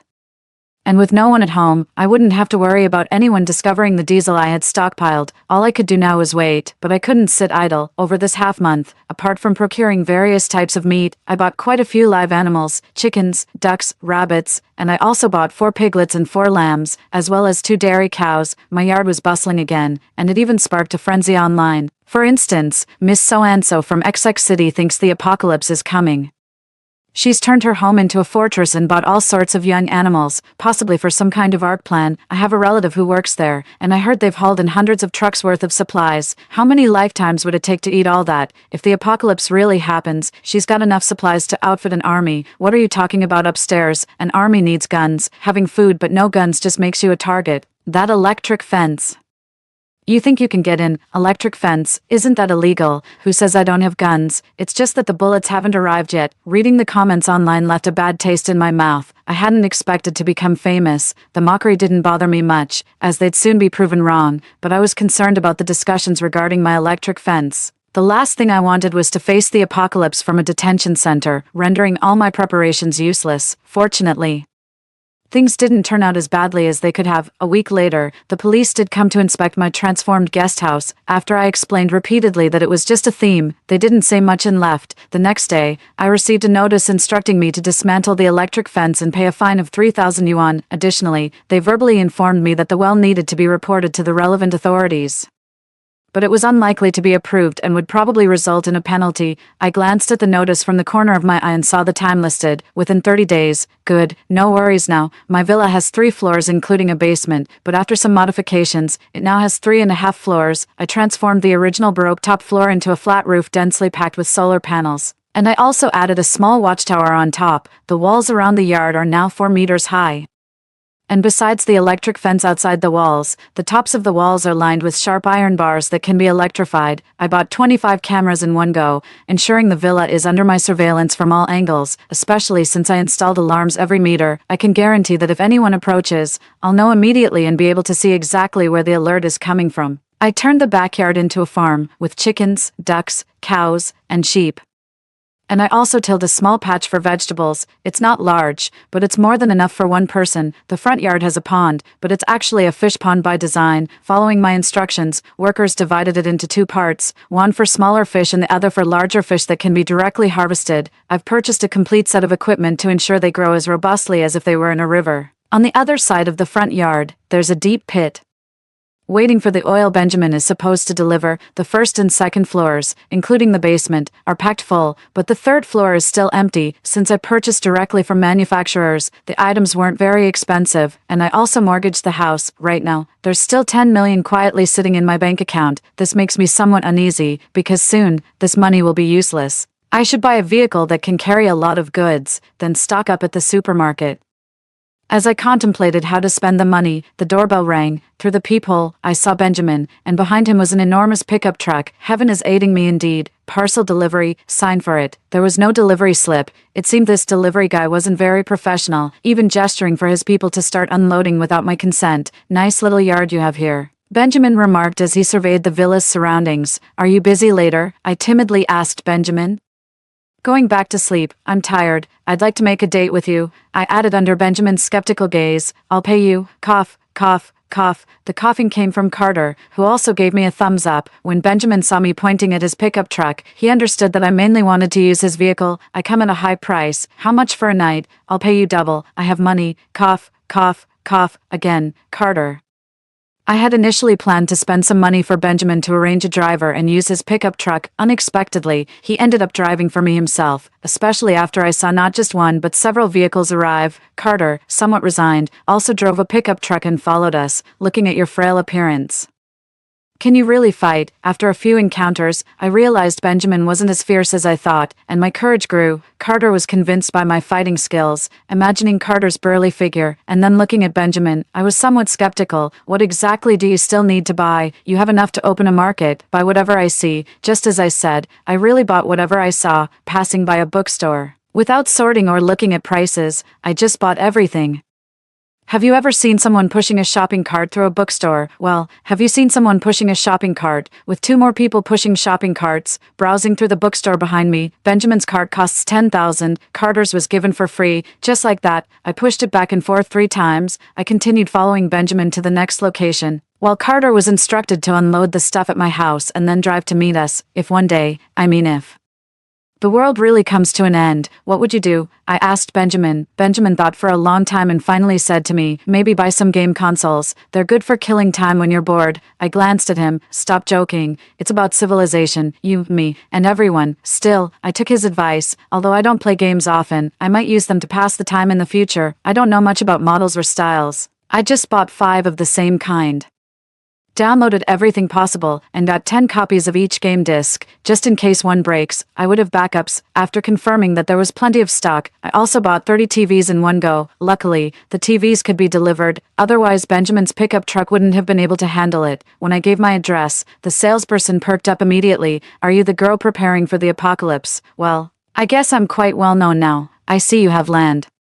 Did you buy vegetable seeds? Yes, I bought out a whole store of vegetable seeds. Do you know how to farm? I can learn. But if the apocalypse really comes, how will you learn? Will there still be computers and the internet? Good point. I had Benjamin take me to another bookstore. Besides various agricultural knowledge books, I also bought books on breeding and mechanical maintenance. When Carter finally found us, he reluctantly helped load his pickup with books again and delivered them to my house. I've never dealt with so many books in my life, Carter said as he was leaving. Outside a supermarket, I was busily loading the things I bought onto the pickup. Benjamin initially didn't plan to help, but seeing how slow I was, he had to step in. Yo, found yourself another man, an untimely voice appeared, and I looked up, true to the saying, enemies are bound to meet. Arthur and Grace were walking past us hand in hand, and it was Grace who had spoken. Seeing their relaxed demeanor, they must have resolved their high-interest loan problem. That guy sold his house. Huh. I glanced at Benjamin, puzzled. I didn't expect that. Arthur was actually willing to sell his house. I knew that although the house was in his name, it was bought with his parents emptying their savings and borrowing heavily, intended for his younger brother's wedding. I had people block his house for 4 days, then he gave in. Indeed, it takes a villain to grind down another villain. I blurted out unintentionally, only to hear Benjamin also utter a puzzled huh. I chuckled and apologized. Unexpectedly, Arthur, enraged by my disregard, started cursing as he approached. Look at those raised arms. It seems he was about to make a move, you adulterers. But before he could reach me and Benjamin, Arthur was suddenly pulled aside by Carter, who had just arrived. What a move. Carter was really strong, sending Arthur flying backward, who then crashed to the ground. It took a while for Arthur to stagger to his feet with Grace's help. Just as he was about to curse at Carter, he opened his mouth, said you, as if he had seen a ghost, then quickly turned around and left with Grace. Is that it? I was still enjoying the drama. It was Carter who blocked his door. No wonder, I thought. Everything was ready. And I didn't leave my house in the last 2 days, staying indoors waiting for the end of days. I must be the only person waiting for the apocalypse. Sure enough, a week later, the news of zombies had spread all over the internet. Right after seeing this news, I immediately electrified the fence outside my yard. 2 days later, zombies had already overrun many areas. The internet is flooded with all sorts of opinions. The most popular one is about me, stockpiling girl from XX city. Was it a fluke or did she have forewarning? The comments couldn't refresh fast enough. Some admired me, some were jealous, others outright cursed me, but those who mocked me for hoarding too much were nowhere to be seen. I sat at my computer desk, eating freshly cooked instant noodles, browsing through web pages. I wonder if Benjamin took my advice and stocked up too, but that's not my concern anymore. With that thought, I took another big bite of egg. This apocalypse has been quite comfortable. As days passed, the internet was completely down, and cell phone signals had faded away. I glanced at my blocked list. Arthur had made over 99 missed calls. He probably wanted to beg for some supplies. After selling his house, he spent all his money on a car, and by the time he realized the situation, it was too late to buy supplies. From now on, this phone is just a useless object. I tossed the phone aside and continued looking at my offline computer. I had downloaded plenty of movies and TV shows. For the next few days, I stayed inside my room. I knew these days were the most chaotic. My alarm kept ringing. Through the security cameras, I saw many people gathered outside my villa. They were seeking my help, but I was indifferent. I knew that without the electric fence around my yard, they would have stormed in and robbed me, leaving me without even a bite of food or a bottle of water, with no internet. I had no idea what was happening beyond my villa, but from the frequent severe earthquakes, I could tell that the world was plunged into a major disaster, just like in previous times. Several days later, the earth stopped trembling, and I finally stepped outside. The crowd outside the villa had long dispersed. After all, no one dared to stay outside for long at such times. I checked the backyard farm. The chickens, ducks, cattle, sheep, and pigs were all fine, except all the rabbits had died, probably scared to death by the gunfire over the past few days. I also checked the vegetable greenhouse I had set up recently. Everything was intact. I finally relaxed. With food and drink secured, what's there to fear in an apocalypse? Besides, I didn't just have supplies, I also had guns. 3 handguns. I always carried one, another was in my bedroom, and the third in the lookout tower. I had distributed the ammunition in several places. Even if someone really made it into my yard, I had enough firepower to handle them. Charlotte, please, open the door. I was checking the small fish pond in the front yard when I heard Arthur's voice, accompanied by Grace's crying, Charlotte, we are best friends. You can't just let us die. Hearing their pleading voices, I was reminded of a past life. Back then, I begged them to open their door, but they just stood by the 3rd floor window, leaning on each other. Watching as I was surrounded by zombies, a sense of satisfaction surged through me. I turned and went back inside. When I breathed in the fresh air again, I was on the 3rd floor. I held a big bag of snacks and moved a small stool. Their cries got louder as they saw me, and there, amidst their pleading voices and looks, I sat down and opened the snack bag. Crunch, the chips were quite crisp. As I opened the second bag, their patience ran out. May you Lu folks meet a terrible end? All sorts of foul language burst from their mouths frequently, but I was rather amused listening to them. Keep cursing, keep it a little longer, the zombies will be here soon. Just as I was about to open the 3rd bag of snacks, they left, leaving already, not staying a bit longer, begged me a bit more, and I might have opened the door. I desperately tried to make them stay, but they were unmoved, truly, 2 men of steel. I smacked my lips in dissatisfaction, grabbed the remaining snacks, and turned back into the house. I still need to figure out how to grow vegetables. The shed I had someone build was filled with all sorts of fertilizers and feed. The feed is manageable, they eat it when it's given, but fertilizers are tricky. How much to use, when to apply it, it's all quite technical. For the next while, I was like a busy old lady, bustling about the vegetable greenhouse every day, but every now and then, I'd steal some leisure time, like today. Arthur and Grace came to my door again, wanting to approach but deterred by the electric fence. I took my stool and snacks and went up to the 3rd floor. As I opened a bag of tomato-flavored chips, I relished their despairing looks, crunch, still as crisp as ever. From pleading in their words, to kneeling for forgiveness, to cursing and swearing in the end, it was like watching a grand drama. Next time, I should bring something to drink. My throat's a bit dry. I always think this. But each time I come up in such a rush I forget about the drink, having learned my lesson. This time I first went to the 2nd floor and brought up a box of water, but one day, I suddenly realized that the 2 of them had disappeared. Counting the days, it's been about a month since they last came. I kind of miss them. Charlotte, please, open the door. People really can't stand persistent nagging. Charlotte, please. Our building is full of zombies. We have nowhere else to go. Charlotte. For the sake of our past, please have mercy on us. Oh, listen to that. These 2 are living together. Charlotte, open the door quickly. Hurry up and open the door. Charlotte. Suddenly, their tone became urgent. Charlotte, there are zombies. Please let us in, even if it's just for a while. So, the zombies had come, but there's no way I'd let them in. In my past life, I trusted these 2, and there's no way I'm making that mistake again. Their urgent cries for help slowly turned into terrified screams, then hysterical sobbing, and finally, their voices were extinguished amidst painful shouts. This time I didn't go upstairs. I didn't want to see them. It's been a year since the zombie outbreak. From initially having people occasionally come to my door for help, to now, no one bothers anymore. My days are increasingly peaceful and stable. Each day, I read books, play games. Then I take care of my poultry farm and vegetable greenhouse. The chickens and ducks breed rapidly. We're already into the 3rd generation. Their predecessors now hang in the sunniest spot on the 3rd floor, albeit as cured meat. My skills in slaughtering these little darlings have grown more adept, and the farming work is increasingly second nature. Additionally, I've collected quite a bit of wool and found out from some books I bought how to turn it into yarn.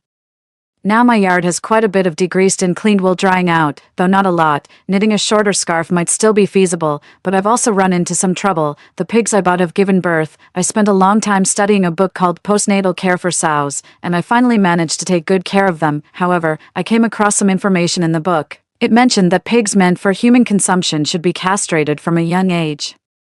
Otherwise the pork will have a strong odor and the pigs will fight each other. God knows it took a lot of courage for me to undertake that task. At least my dairy cows are easier to handle. Just feed them some fodder and vegetables, and they provide a steady supply of milk every day. The only problem is I can't drink all the milk myself, so the other animals benefit. The fish pond is actually the quietest spot. But since I'm not fond of fish, I've somewhat neglected it, next to the fish pond. I've grown quite a bit of corn, not just for my consumption but also to dry and store as animal feed in case of shortages. Time passed leisurely, and I spent another relaxed half year. On this day, it snowed heavily. After checking the farm and the vegetable greenhouse, I hid inside by the fireplace and daydreamed. I don't usually use the fireplace, as I didn't buy much coal, but since it was snowing, the fireplace felt more appealing during this comfortable and cozy evening. The alarm in my room suddenly went off. I quickly checked the surveillance monitor and saw a figure standing at the gate of my villa. It must have been very cold. I watched for a while as he kept his hands tucked inside his coat without taking them out. Even though he was far from my door and my electric fence was active, I still held my breath nervously, not daring to move. It had been so long since a human, let alone a zombie, appeared outside my villa. Why would someone be standing at my doorstep in such heavy snow? After staring for a long time, the person suddenly looked up at my camera, and I saw his face. Benjamin. Why would he be here? Ever since I dreamt a long time ago that he was eaten by zombies, I subconsciously thought he was dead, yet now, here he was standing at my doorstep. Could it be that he had run out of food for the winter? After much hesitation, I decided to go outside and check. I loaded my handgun and carefully approached the gate, turning off just the small section of the electric fence there. This gate had a small window that could be opened, about 30 centimeters wide. I didn't like it much at the time, but now it proved very useful. I opened just the small window and looked out at Benjamin. Aren't you supposed to be eaten by zombies? How did you survive? Huh? Benjamin looked confused by my question. Never mind why. Just tell me, why are you still alive? Benjamin looked at me helplessly and responded, probably because I'm not dead, so I'm still alive. I nodded as if suddenly enlightened. I see. What brings you here? Run out of food at home. There's no surplus here either. I already had a plan in mind. Benjamin didn't seem like he was here to take over, and if he truly was out of provisions, I'd give him a little, just a little. But I wanted to tease him a bit first. It wasn't easy for a former big shot to come asking for help, and importantly, he had once made me cry. Women sure hold grudges. I muttered to myself. What? Benjamin frowned, looking at me as if I were a fool. Okay, I decided to reduce the food and drink I had planned to give him by 1/10. Never mind. What do you really want? I was eager for him to speak. You've got quite the stash of food and drink here, so I thought, hurry up and beg me. Hurry up and beg me. Could you take in these 2 kittens?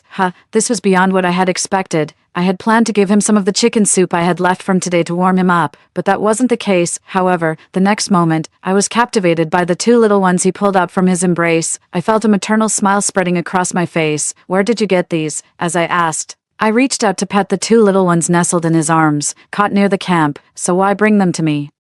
In these times, who else but you, the landowner, could afford to keep these creatures? Benjamin handed me one of the cats, though he didn't come too close, carefully passing it through the gaps in the iron fence. You coward. I've already turned off the electricity. I took the 2 little ones in, one by one. One was white with gray, and the other was yellow with black patterns. No matter what, they were adorable enough to melt my heart. All right, I'm off, Benjamin said, preparing to leave.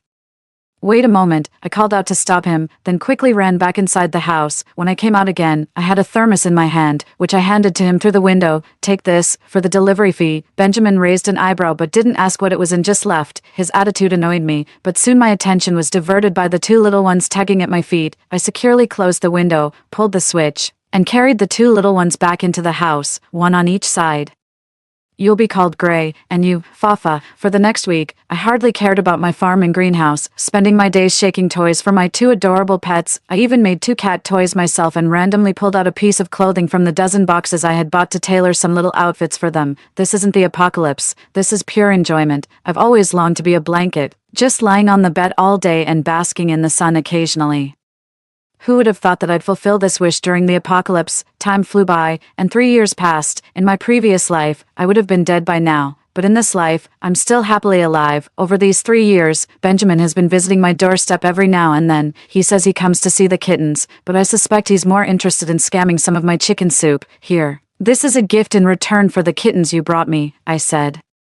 handing him a small backpack through the window, also filled with 2 kittens. Who would have thought? Gray turned out to be female, and Fafa, male, living in abundance. These 2 brought me a whole litter of little ones. Here's their food. I'll give you more when it's about to run out. Okay. Benjamin shook the backpack, playing with the 2 kittens. It was clear he liked the kittens too, so why did he give Gray and Fafa to me in the first place? It must really be due to a shortage of supplies. A few days later, Benjamin came again, this time not to see the kittens but to return my thermos. You come to see me every few days. Do you like me? Benjamin paused, then muttered, nonsense, and walked away. This time, he didn't even wait for me to serve him another portion of chicken soup. Did I hit the mark? I was momentarily confused, but then I furiously told myself, he's just interested in your house. He's only interested in your house. He's only interested in your house. It's important enough to say it 3 times. How shameless to think he could just take over my house. I spat in the direction Benjamin had left. Then I closed the window and pulled down the electric switch. I didn't see Benjamin for 2 whole months. Then, 2 months later, he showed up with a lame excuse. Just passing by and thought I'd check on you. Wow, what an excuse. It's like the apocalypse out there. Zombies everywhere. And you just happened to pass by my place.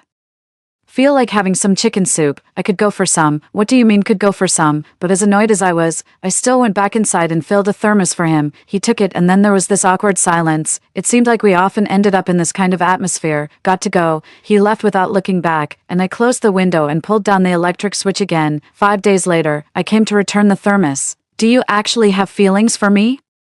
Carter said he wanted some too. Just answer my question. He's alive because he didn't die. This kid, he's definitely fallen for me, but we've barely seen each other. How could he have fallen for me? Clearly, it's my house he's after. Pfft, bandit. I spat at him, then turned around and went back inside. This time I brought out 2 thermoses. This big one's for Carter. Yeah, Carter does prefer red. Benjamin was referring to the smaller red thermos. He left again.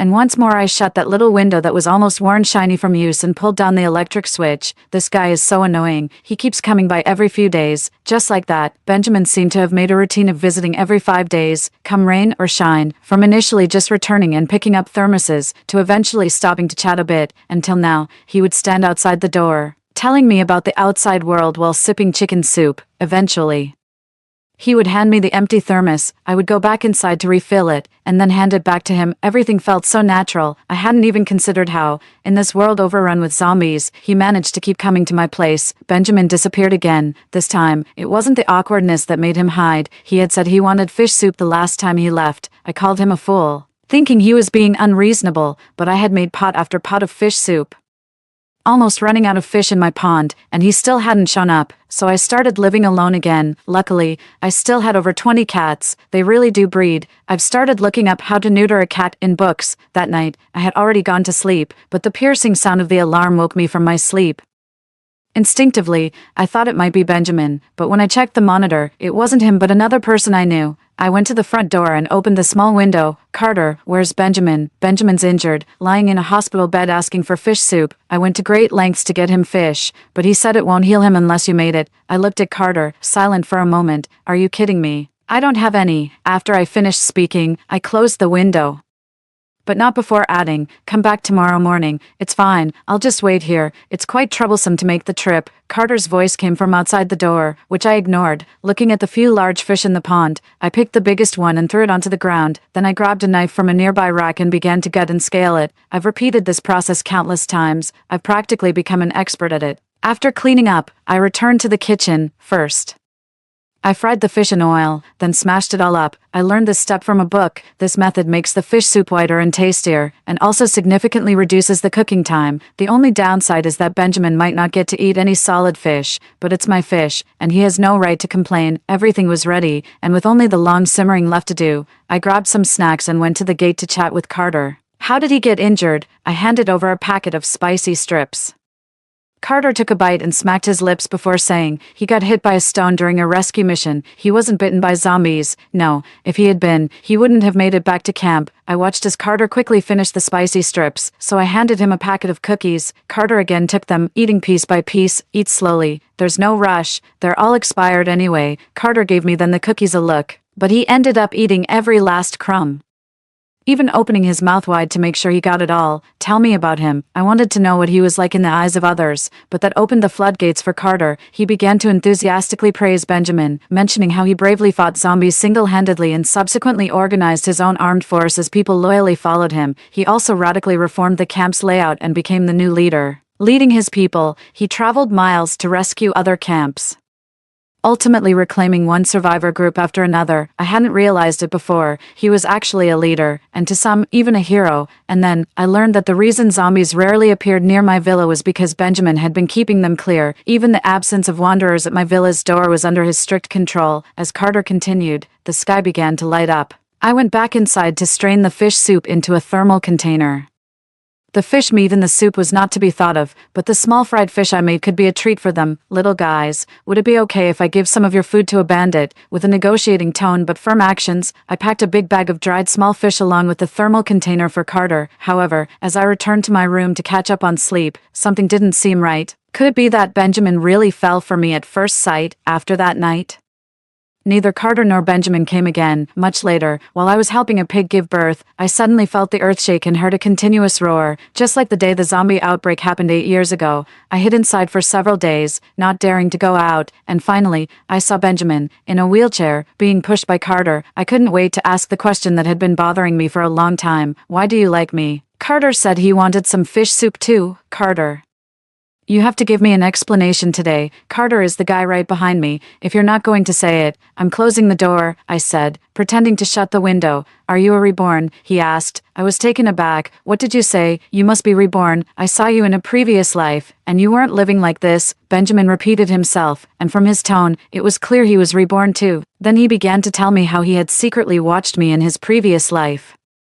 How he had stealthily come near my villa to check on me, from initial curiosity to gradual admiration, and finally realizing I had a boyfriend. He even witnessed that couple engaging in intimacy by the third-floor window of my house while I was out looking for food. Moreover, he saw me pleading for them to open the door just before I died, but they were indifferent. After hearing Benjamin's story, I glanced at Carter, but he seemed to have known all along and wasn't surprised. Then, in this life, you came to my place to buy a gun, and before I knew it, Benjamin didn't continue, but instead changed the subject. So, if I may be so bold to ask, are you planning to find another, boyfriend this time? This was the first time I saw Benjamin blush, nowhere near as formidable as Carter made him out to be. He looked like an innocent, big boy, or rather, that's exactly what he was at that moment. So you've been here before in your previous life?